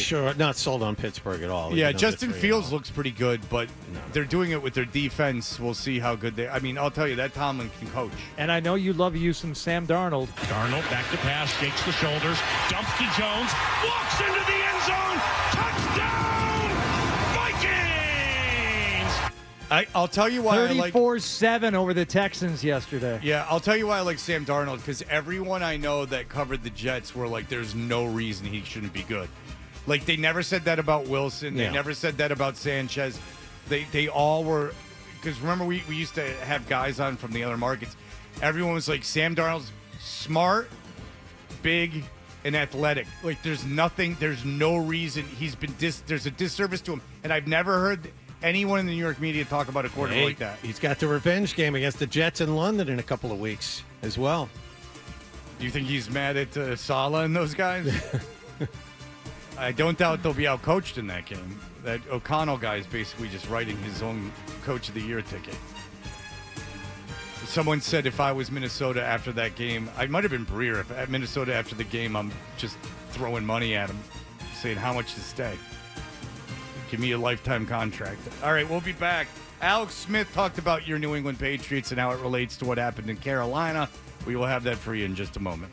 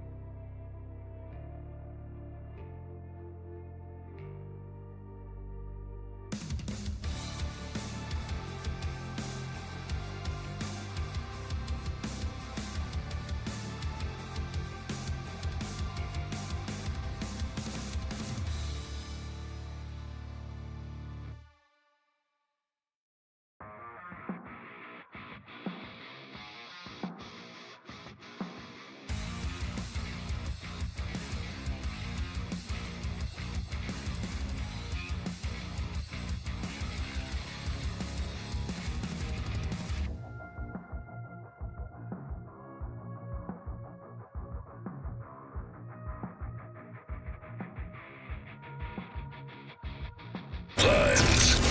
Patriots had yesterday off after a blowout loss to the Jets on Thursday night. They're 1-2 on the season. They visit San Francisco this coming Sunday, and the Niners are 1-2. They blew a 2-touchdown lead in the second half and lost in L.A. to the Rams 27-24. The good news for the Niners anyway was that playing without Deebo Samuel, his replacement Jawan Jennings caught 3 touchdown passes from Brock Purdy. He's a dog, man. Absolutely love Jawan. Just the way he comes in every day and then brings energy to our offense, man, with some huge plays and sparks energy, and just his love for the game, man. You can see it and you feel it when you're on the field with him. So absolutely love that guy. I'll go to war with him any day of the week. Patriots opponent in Week 5 of the season, the Miami Dolphins, are also 1-2. They got blown out in Seattle 24-3, and even worse, they lost another quarterback. Tua Tagovailoa is already out, and backup Skylar Thompson couldn't finish. He had to leave the game yesterday with a rib injury. There are also 2 Monday night games this evening. The early game is Jacksonville at Buffalo, and then a little less than an hour after that, it'll be the Washington Commanders at Cincinnati. Red Sox swept the doubleheader from Minnesota 8-1 and 9-3 to get them back to 500 on the season with 6 games to go. They're in Toronto tonight. And in hockey news, the Bruins opened up their preseason with a loss to the Rangers last night at TD Garden 3-2. Preseason game number 2 will also be at TD Garden tomorrow night against the Washington Capitals. Sports Hub headlines are brought to you by Eastern Massachusetts' leader in drain cleaning and pipelining, Drains by James. Slow drain, clog drain. You need to contact Drains by James today at drainsbyjames.com. I'm John Wallach of Boston's Home for Sports, 98.5 The Sports Hub. Your next update at 9:30. This is Jaylen Brown. Jaylen Brown turns the corner. Finger roll is up and good. Score to the foul. Listen to home of the Boston Celtics, 98.5 The Sports Hub. Hey, if your alarm clock sounds like this is the show for you. Toucher and Hardy, the Sports Hub.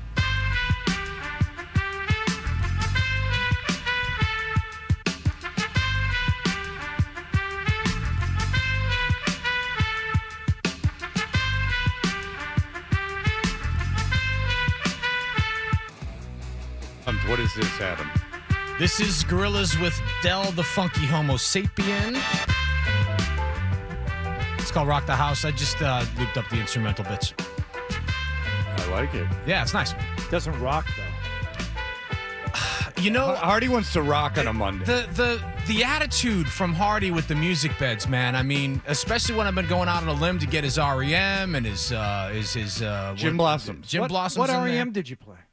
We did Bang and Blame last week. That's in the rotation, and you started singing a different REM song. That's a over it. crappy REM song. Do better. Here we go. You know what you remind me of in the guy in the Losing My Religion video with his clipped wing.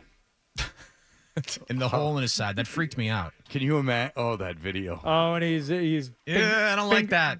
Finger in the wound. Trypophobia, whatever they call it. Ugh. Wait, what is trypophobia? It's a fear of holes. That's unfortunate. You have that? That's really too bad. Tuck that in your back pocket, Fred. That's going to come in handy. No, that's Crash is whatever the opposite of that is. Oh, that's right. If you don't know, Crash has made love to a pile of dirt as a child in back of his home. Explore that on Wednesday. It's been explored. Yeah. There's so much I can wring out of the hump in the ground story. Hump in the ground, wet washcloth. It's been wrung out. Yeah, it has been wrung out. All right, so here we are. By the way, we're brought to you by FanDuel Sportsbook. I'm sure they're very proud. Make every moment more with FanDuel. You can watch us on YouTube. I implore you, please smash the subscribe button. What that does, I have no idea. I've never subscribed to anything on YouTube in my life. But I do know ASMR videos and videos about Saturday Night Live come up. Not Saturday Night Live clips, but videos of people discussing them. Also, what comes up on my YouTube, interestingly enough, are live streams. Like, they're on my algorithm. Live streams that have like 5 people watching them, which I find disturbing.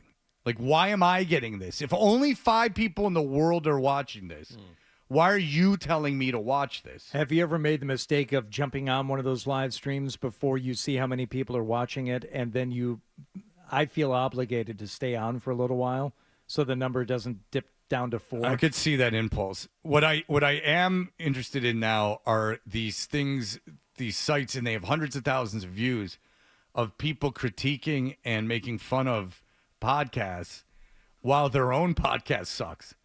Like, you're doing a boring job of making fun of this boring thing, so it's just this cacophony of boredom. That is so I've told the YouTube this. I'm very young. I've told the YouTube I don't like this. I don't want to see people critiquing it. I do that for a living. You can leave it to me. How do you tell that? How do you tell YouTube that? I said it to the screen. I said it into the microphone. Yeah, I mean he's got a microphone on it, stupid. Hey, YouTube, come on. Just like the old calculator, like my old Texas Instruments calculator. Yeah. All right, so Alex Smith is part of the ESPN pregame. Listen to Rex Ryan. Rex Ryan with bets, and it's not even when they're betting. They're doing the betting segment. Rex Ryan make you some money. Just pay attention to what that man says. He says it, and he comes right out and says it. I like him. Rex Ryan's my favorite analyst. By the way, as opposed to Mike Francesa, did you get this email earlier also? I was going to save it for the email segment, but No. all his over-unders prediction for the MLB season. Oh, good. Lost.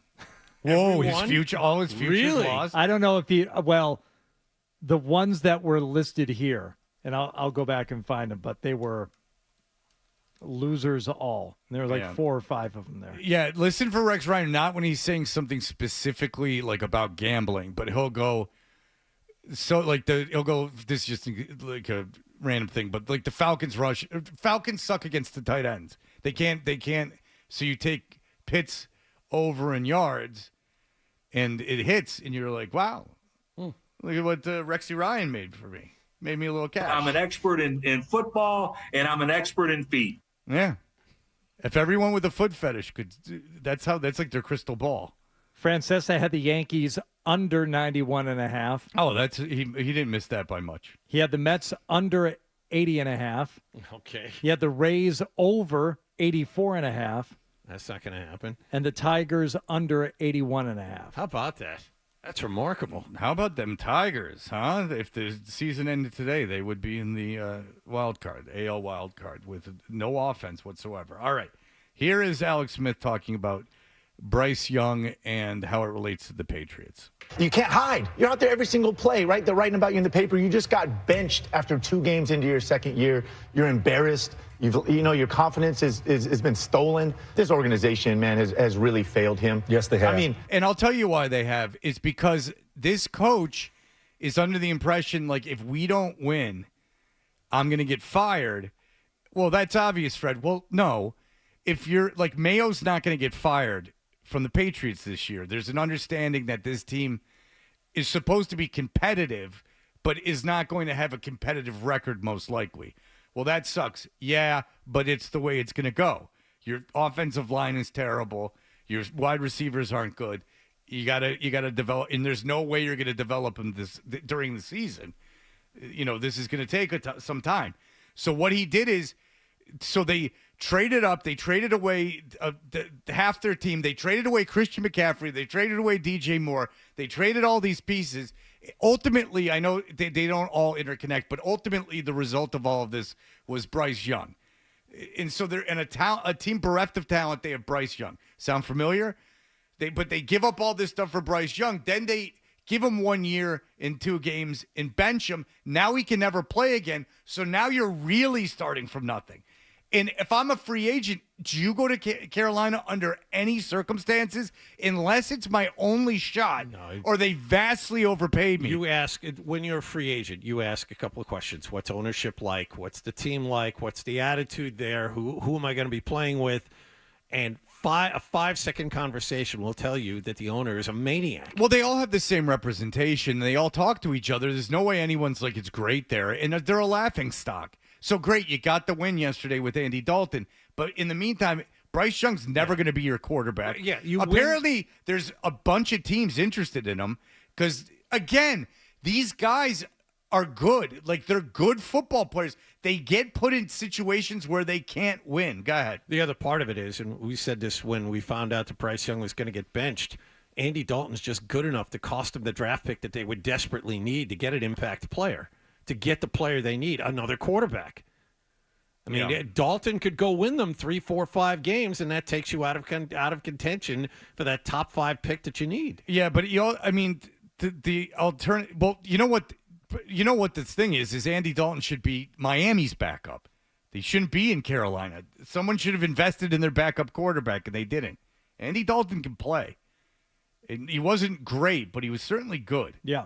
All right. He continues. 5 head coaches in 4 years, Greeny. I mean, he's had 3 head coaches in 18 games. I mean, who is he playing with out there?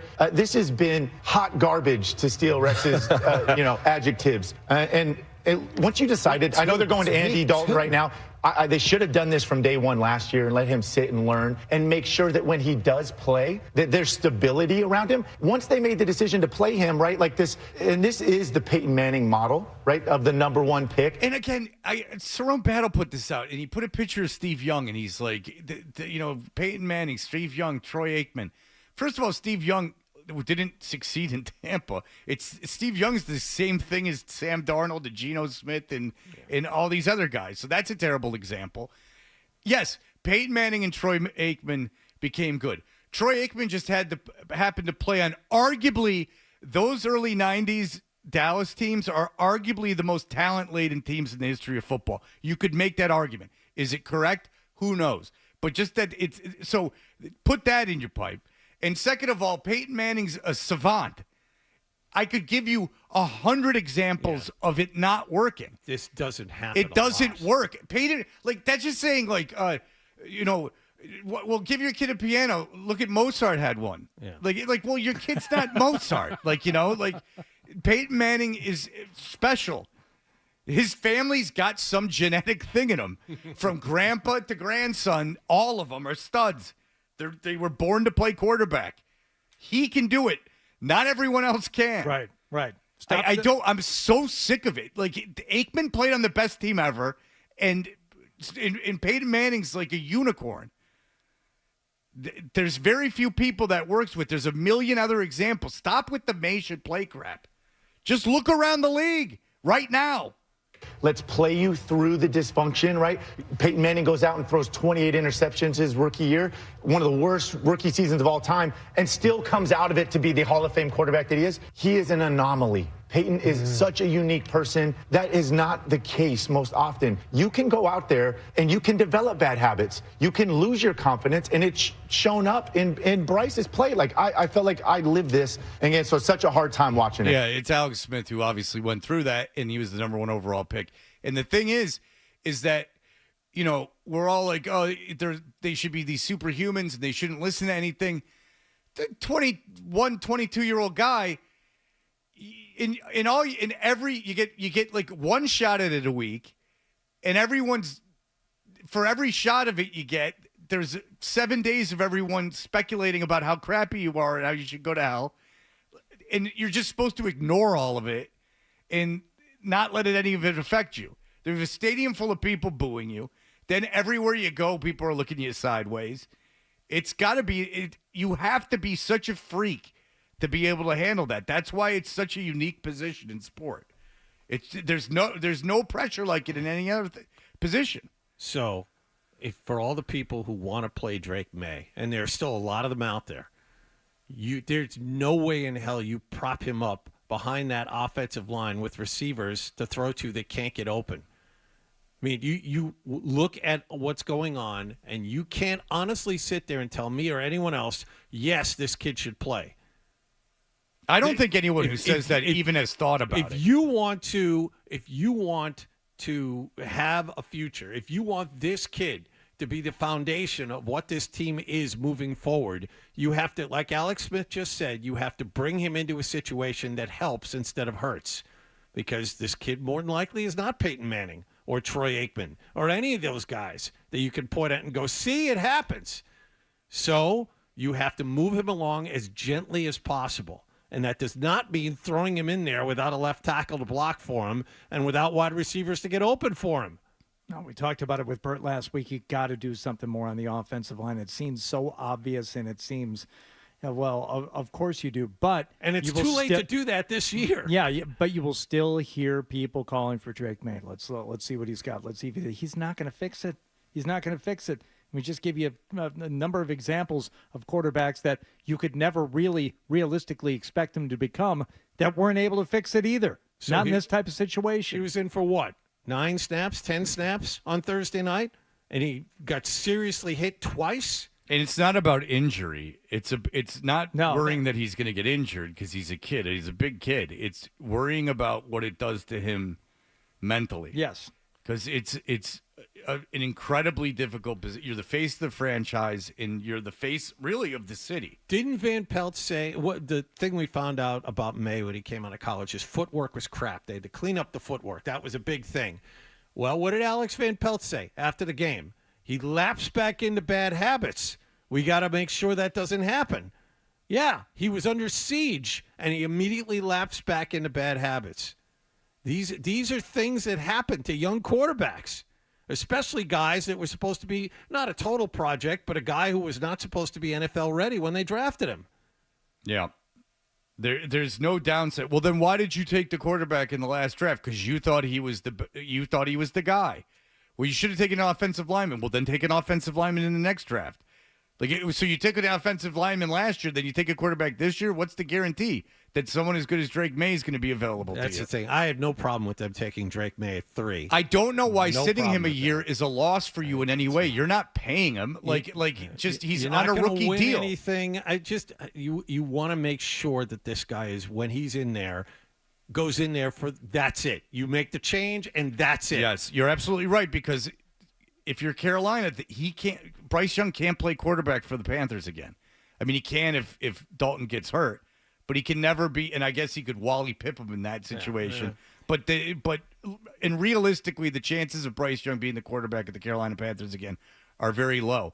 And according to people that I've read in the league, I say sources. I don't want you to think I was talking to anyone. Just reading stuff. 1 million teams are interested in Bryce Young because they know how terrible the Carolina organization is, and they scouted him. They scouted him out of Alabama. So they know him. They saw his games, as did you, as did I. They were on TV occasionally with him at quarterback. So when you put May in, you got to give the kid a chance. You can't say go fix this. And then give me the big upside of him getting these next 5 games under his belt. Like that's the difference between him being good. If he would have played those 5 games in September and October, he'd be so much better. The downside is so much more likely than the upside. What's the upside of running for his life? What's the upside of taking 15 quarterback hits a game? Or losing and sucking? Why is that good for him? Why is that a positive thing? Well, Peyton Manning, again, he's not Peyton Manning. No, and it's so anomalous to have that happen, to have a player be able to overcome that. And the reason why people continue to harp on it, Fred, is they don't like thinking that anybody is mentally fragile, or they say, if he's mentally fragile, I don't want him here anyway. You can be really good and still have irreparable damage done to you by getting put in a situation like that.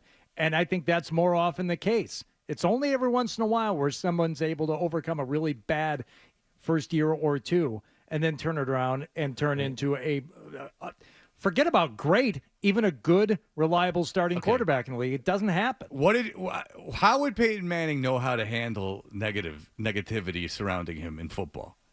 How would he know? What was unique to Peyton Manning in that he would know how to handle that? Could it be that his father was a quarterback for a terrible team, and he was the best player on a terrible team throughout Peyton's life? So maybe that made him uniquely adaptable, because he had his father being able to tell him, son, this happened to me.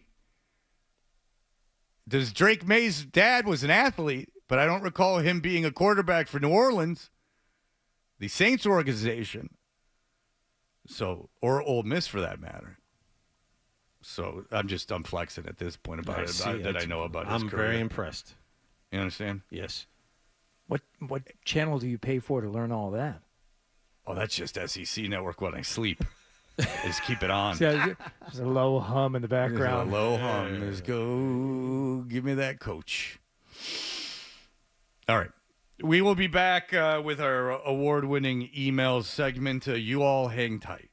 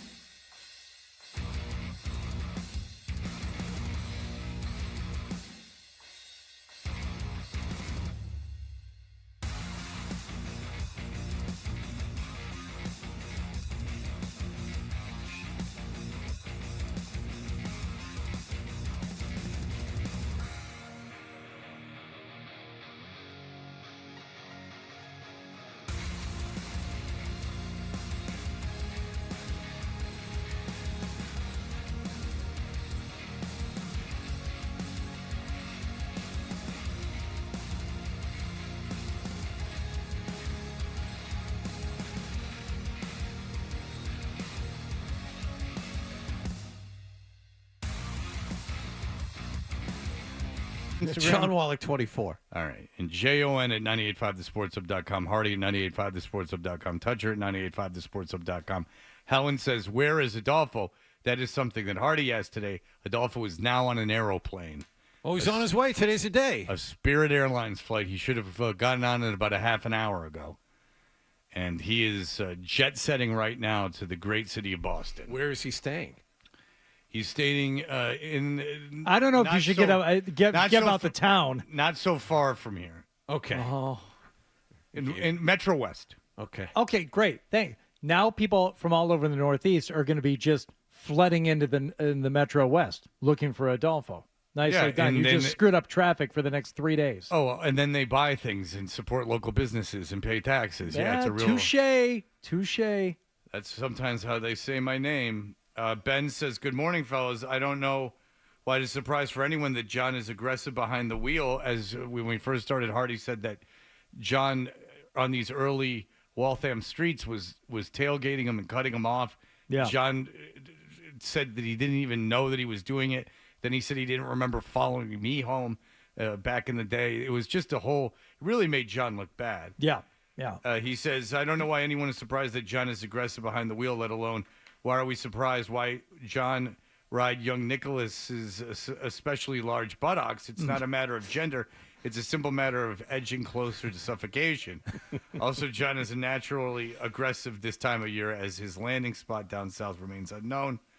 And he says, very funny show this morning. I do want to read this one. Suffocation fantasy. Still one of the best things about Wallach. Yeah, and then he just not, and I'll give him credit. I'll give him a lot of credit because he said it very nonchalantly. Yeah. It was not like he was confessing to something. He was just like, I want to get suffocated by a big butt. Right. I'm smothered. Smothered. Not to the point of death, but at the point of, teetering.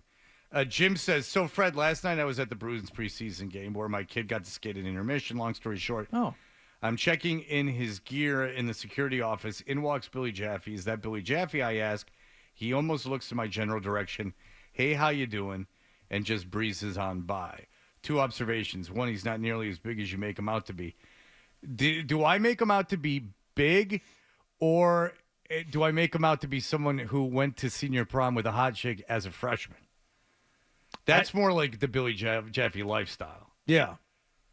I think if he's ever been referenced in terms of his physicality, it's just it's the hands, it's the aggressive way in which he'll either shake you or, like grab your shoulder. Yeah, he definitely tries to do that. He's got this physical dominance thing. He definitely does. Yeah. But he's not like Zolak where it's like unnerving because like Zolak could do basically whatever he wanted to you. Right. Zolak's so much bigger than us. Right.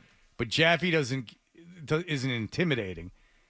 I'm not a big like talking about how big dudes are. There is, and it's not a sexual thing, but there are just some guys that are consistently, and I've worked at every radio station with one of them. I'll give you an example. Jimmy Barron at 99X was like fascinated with Jaffe's size. I've always worked with like a guy that was just always talking about like how big these dudes were. Jaffe's not that big. No, it's weird. That's no. weird. He's more wide. He's wider. He's broader. But Jimmy was like this really conservative Jewish guy, and he just loved that Billy was Jewish. Oh, did he love it? Oh, he got drunk at his bar mitzvahs. We had this audio. Is Jaffe here?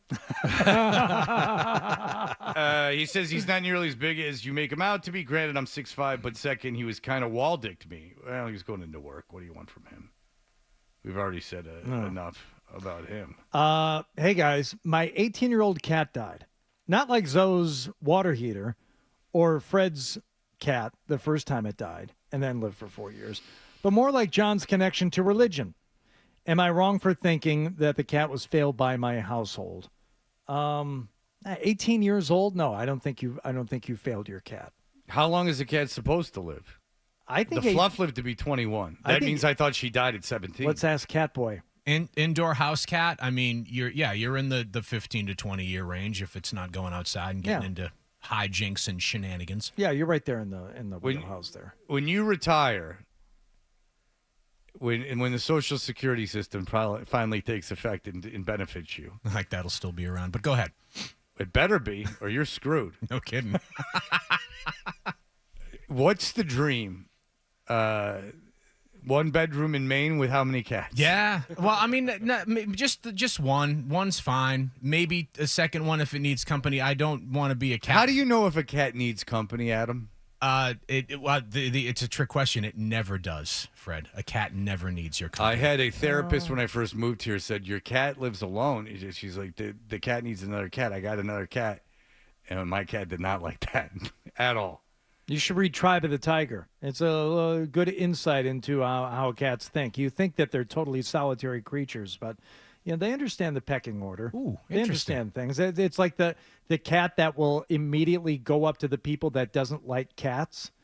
That cat is thinking, oh, it's kind of like their primal brain where the head lion will sit there on a rock and not look at anybody. That cat sees the person purposely ignoring it and says, that guy must be important. I'm going to go make nice with him right away. And they believe, at least this one author, why cats have a tendency to bother people who don't like cats. Tribe of the Tiger, you said. Yeah. Going to the library after the show today. PBS probably has something on it. Right into that. Yeah, and I told you that there's a thing on Netflix. Sorry, Adam, I'll tape it for you. That says it's about dogs. And they say dogs, it's evolution of the friendliest, like the way that dogs, they believe, have evolved is that the more negative breeds that were like bad to humans have been killed off, and now the breeds that remain are like the more friendly. And I thought that, you know what, that was like a warm hug. I thought that's like my guy. Fred, I got a couple of messages over the weekend wanting to know what happened with my daughter's shirt, her senior shirt. Oh, yeah. The appeal that I made on Friday morning. Yeah, she had gotten a senior shirt without her name on it. Right. It just said Bulldogs on the back of it and she needed it that night and the next morning. I didn't know it was both things. I brought the shirt with me to work. We talked about it at 6 a.m. Thank you to Wendy, All Sportswear in Newton. I took it over there after the show. They fixed it up while I stood there. Took about 5 minutes. And while I looked like the hero, it was really Wendy and All Sportswear there. So is that by the freeway? By 90? It's in Newton Highlands. Oof. Is that the wrong side of the tracks? No, it's just that weird corner you got to park over by. I didn't even know there was like a green line stop that you park like just parallel park over there. Yeah. But they were very nice and took care of it right away. And I'm imagining your daughter, upon receiving the shirt, showed you no thanks whatsoever and just took it and went, No, you know what? She's very grateful, and she accepted it graciously. So thank you to Wendy. And her son, Bobby. Wendy admitted she hadn't really listened to the show, but her son, Bobby, was listening and said, hey, Ma, they need you. Ma! Meatloaf! They need the shirt! I can tell you with all certainty that no women listen to this show. And I can tell you because it's never hurt more than when I was single, than now that I'm single. No women listen to this show. That's not true. Our person's numbers are very good. Yeah. Yeah. They're all right. I mean, they're lower than our men number. Wow. And so, like, I was at the BC Michigan State game, and I like when people come up. It's nice. It's nice that people are listening. And they come up. I like talking to people. And they come up and they talk to me. It happened probably say 5 times. Of course, I'm with 5 dudes. Like, whenever it comes up to me when I'm with a female, and no females ever come up to me, it's a real head scratcher. You would figure a 49-year-old sports radio personality would just have a huge female fan base. So we went to see Brady Carlisle earlier this summer. Yeah. And a woman came up to me because she recognized me, but that's just playing the averages because can you guess what the percentage of women were at the Brady Carlisle concert? I always guess it'd be 99.9%. Right, but she was with a guy, and the guy didn't know, but she did. But that otherwise, it's almost always because you and Adam both worked at WBCN. Now that was a total 50-50 audience, I'd say, at least 60-40. Oh yeah, because we had women everywhere. I mean, we do those appearances, hachi machi. Your show was a big part of that, though. I feel like that when that show got big, that kind of tipped the scales because the ladies like tuning in more. Yeah, we had a huge female audience, and then as soon as we came here, it just went away. Wow. Nice going. Well, it's not my fault so much as it is sports. Earlier, we were not talking about sports earlier. We were talking about the zoo as Nick took his son and Bird to the zoo. And I got an email here from John who said, Bird dropped an ooh, ah during that. He dropped a lot of oohs and ahs during that thing. Can you say bird? Oh, that's actually Noah there. But, Bird is known for saying Everyone's like, ooh, ah. That's right. And he said that would fit right into the song Chain Gang. We're way ahead of you on that one. We did that a long time ago. Ooh. Oh. Ooh. Ooh. Oh. He's a big fan of expressing himself in grunts. There's no doubt about it. All right. John has nothing as usual. All right. We'll be back with the stack. It's everyone's favorite. We'll be back here at the headlines.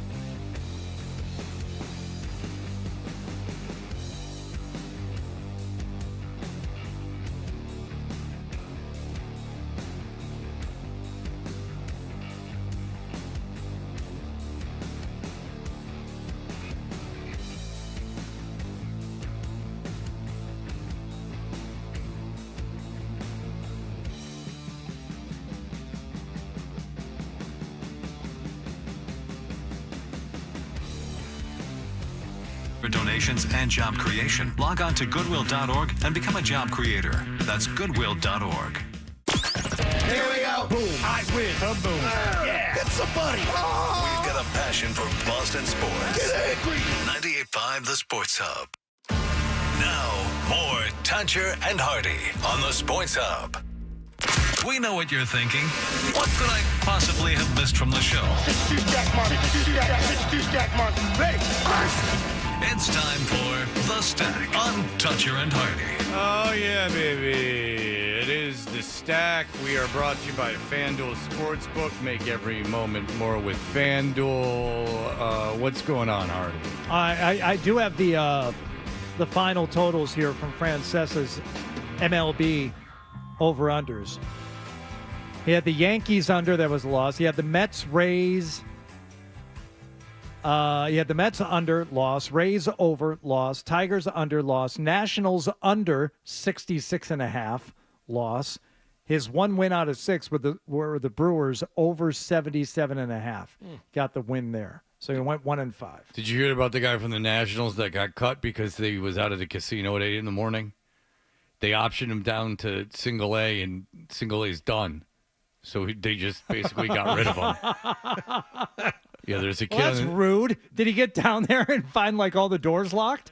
No, but he got into the casino when the only people up have, an 8-ball in one pocket and a hooker's number in the other. Yeah. 8 in the morning at a casino's a rough time. Yeah.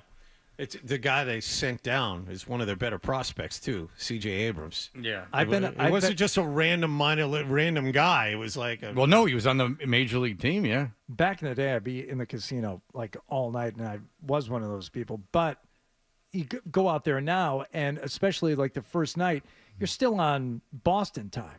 So I think a lot of us have done this. It's like you get up like super early. It's like 5 in the morning, and you go down there. Oof, that is a bad scene, man. Well, it is not fun. That is not party time. We've broadcast from a casino where we were around at 5:30, and I can tell you who's in the casino at 5:30. Who you would think. Not as much of that though in Connecticut. Very, very old people who are big fans of Dan Roach. And the Vietnamese. There, if you in the place where Pai Gow. Poker. Do you remember that Pai Gow poker? Sure. Yeah. So like the casino's dead. Like, they don't have a band or like music really playing. There's like 2 tables open, and they're like, we keep walking. I'm like, where are they having us broadcast from? All of a sudden, it's like a video, like this smoke and literal smoke. Yeah. It comes wafting out of this area, and noise just starts erupting. And we are at the Pai Gow. We are jettisoned to the Pai Gow poker room, where it is live. What would you say, 75 to 100 people? That's about right. Loudly smoking and playing. How do you smoke loud? Just. By the way, Hardy, we're not kidding about the elderly liking Dan Roach, and you'd think I was kidding by telling you this. There was a woman who rolled up in a wheelchair with an oxygen tank attached to the back of the wheelchair who said, Daniel, I've watched you forever. You're such a fine young man. It was really something. How about not one woman did it? 2 women did it. Yeah. Another woman in a Little Rascal, not affiliated with the first one, came up to him too. It was really something. And those women, they needed to get to their machine. I'm all about the casino broadcast. Love to do another one anytime. I'm down for it. The only thing I would request is that you not put us on a main concourse, which we did with Zolak and Bertram once. Oh, yeah. And people just stop by the table, and they just assume there's a giveaway of some kind. That's right. And somebody came by and picked some fries off of Zoe's plate one time. That's insane. That's so. I'm not making it No, up. I know that happened because I remember you guys talking about it. But that's not thinking there's a prize. That's eating off of someone's plate. Like, even if there was a plate of fries in front of a guy and they were like, here, take fries if you want them. You're not eating any of those fries. You're not putting your hand on some plate in front of a dude that you don't know, randomly taking stuff when you walk by. That means you'll put anything into your body. That means that you have no discretion in what you put on your body. There's nothing. You don't know. You don't need to know where that food's been. And I'm not being precious or a germaphobe. I'm certainly not a germaphobe. But that's disgusting. Will you take samples of stuff if somebody is standing out in front of a store giving away food? Okay, all right. Yeah, because that's what they're there for. I'm seeing where your bar is. No, I get where you're coming from. But just the food being out in the open, I'm not putting that in my body. just some random food that's out in the open. Adam, you'd eat off a plate for Free sure. samples? What? I'm sorry. I'm just coming into the conversation. No, but Adam feels like if you're eating al fresco, anyone that walks by he's like a bird. Anyone's got access to that. Adam used to go to Del Frisco's all the time because they had the big bowl of jelly beans there at the hostess stand. And you just go in there, grab a handful and say, I'm just waiting for the rest of my party. And then walk out. And then just judge everyone coming in. Look at these fat cats. Lunch. When I was a kid, I liked the minty toothpicks they'd give you at the Hilltop Steakhouse. You'd get a grip of those on the way out. That was fun. Yeah. Individually wrapped. Yeah. Big doings in North Attleboro over the weekend. I saw. Take a look at this video from North Attleboro. Those bulls escaping from a rodeo at the Emerald Square Mall. Sean Jen, absolutely crazy. Hold on. There's a rodeo at the mall. Why? And I like that they were running, showing how badly they wanted to get away. Like when your dog gets separated from you, and then like they run for like a second, and they stop and start sniffing around. Yeah, no. And then they'll like come back. Yeah. There's not the like my dog. If I let my dog off the leash, like he'll run for like a second, like he might run after something, and then he stops. This is just running. Yeah. Like they were gonna run till they died. They were just they wanted away. There's a big fence there. That's no problem. We're gonna go right over that fence. Yeah, but because they say running and you go, oh, they were just walking around. No, they're running. No. They're running as a pack. They are running away. Yeah, like your cat, like it will run again. It will run, and then it will like find something to hide under, or like it will stop. Like they all stop. Yep. Not these bulls. Sean Jen, absolutely crazy out here. We were watching as ranch hands, police volunteers all worked together to corral some of those bulls in this backyard here behind me. The homeowner here telling me he could not believe his eyes when he saw those bulls come running down his street. You got to run for a long time. Have you been to the Emerald Square Mall? That's not in a residential neighborhood. You gotta go a little ways. It's made of emeralds. You got to go a little ways to like Emerald City. To find a residential area. It's got the taste of New Orleans. Like Emerald Lagasse. These are the moments those bulls were corralled in this Attleboro backyard, about a 10-minute drive from where they escaped. A 10-minute drive? That's what I'm saying. Yeah. Not close at all. It's probably a 20-minute run, even at bull speed. No, those bulls weren't like going very fast. I'll tell you that. Do you think my dad would have been able to catch one on his bike with a lasso? Oh, yeah. If you don't know, Hardy's dad was a few deep one night and heard that a horse had gotten loose. No, we saw the horse going by. And so his dad thought, you know what I'll do? I'll get on this bike and fashion a rope. Yeah. Martha, my 10-speed, please. No, it was a 3-speed. It was a Sears 3-speed. Oh. I can't get over the fact that my dad rode in a rodeo. It's so funny. It's kind of cool when he gets on a horse. I told you when we were because he can still do it. He's like this, like he doesn't do anything, and then all of a sudden he gets on a horse, and he's like, it's really weird. It's like seeing a dude that just like kind of sits around and like complains like me, and then he gets on a horse, and they're like very hesitant to like let my dad do it. They're like, are you sure this is what you want? And he's like, yeah, shut up, like, yeah. And then he gets on the horse and he's like kicking it and like with his hands in the air and stuff. Like it's really funny. Like someone sitting down at a piano. Yeah. And I can just play. That's exactly what it is. Because my dad, grew up in upstate New York, like met my mom in Manhattan. He like worked in advertising. Like he's not exactly like an old cowpoke, but his grandfather had a ranch in Montana. Not, old Montana, not Kanye West Montana. Like he was a real rancher. It's how he made his living. Right. And my father would go and like ride in the rodeo and stuff. And I never conceptualized it because he never expressed any interest in it when I was growing up. Like we didn't go riding horses. But you get that son of a bitch on a horse, and he'll show you what's doing. Cell phone showing the rodeo outside the Emerald Square Mall, where officials say 8 bulls got loose. You can see them running through tables and chairs before hopping a fence and taking off. Over the next few hours, the bulls ran through town, eventually turning on Prescott Street and running right up to Chris Mooney's home. You ever been to a batting cage and like an older guy will get in and like he'll just start like ripping? Yeah. Like he'll just start hitting ropes all over the place. Sure. Yeah. And you can tell like the guy hasn't hit in like 30 years, but he was just so good at baseball. So what is the one thing you'll be able to do years from now that your kids may not know about and just still, or maybe your grandkids, you'll just do it? I can't beat my son at anything. The only thing I can do is my son can't move me. Like I'm still way stronger than him. Yeah. Like, and that's because I now have developed old man strength. That's not good. Wallach? I was about to say the same thing. I can run faster than both my kids. Still, my kids are not quick. No, Pitbull. But I can also tell you that my sons, they still try and wrestle me, and I'm still bigger than them. No, but I know that's not what you're asking. No, you're it's asking the one like skill. Like Zoe just sat down. He'll always be able to throw a football better than or draw and anyone or draw. Yeah, I'll be able to throw a frisbee. I know I can do that. You give me a disc, and I'll be able to wing that thing. Well, you had to do this at 9:54 because now I realize I have nothing. I have no talent. What will Adam 12 be able to do? Dumpster dive. Yeah, there you go. A trombone, hello. Trombone. And guitar. Yeah. Just rhythm, though, no lead. He can play any found object. That's good talent. It really is. He's fine. He can busk. We got beats behind it now? Is that Trombone Shorty? Yeah, it is. Of course. Name another trombonist. You got to go to Trombone Shorty. Yeah. You got to go to Trombone Shorty. Sure, I'll go to Trombone Shorty.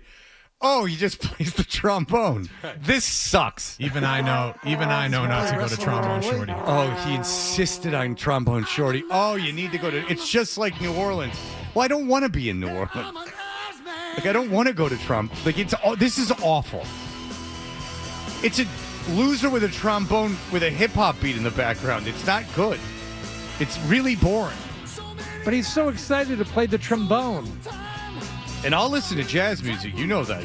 That's right. And you know that I was a big ska kid, like a big dork. I have nothing against the brass instruments. In fact, I think they add a lot to a band. Birdhouse in Your Soul on Carson with the whole band behind them, they might be giants. Felt like they could move mountains. You can go watch that on YouTube. Go watch Birdhouse in Your Soul. It is. They Might Be Giants on the Carson Show with the Doc Severinsen Orchestra in the background. Touch the Sun. No, it's great. Yeah. It's really, really good. It's much better than the studio edition. All right, Zolak is already here. He's fit to be tied. Zolak and Bertrand are on the way. That will do it for us, Bach. You're listening to Toucher and Hardy on the Sports Hub.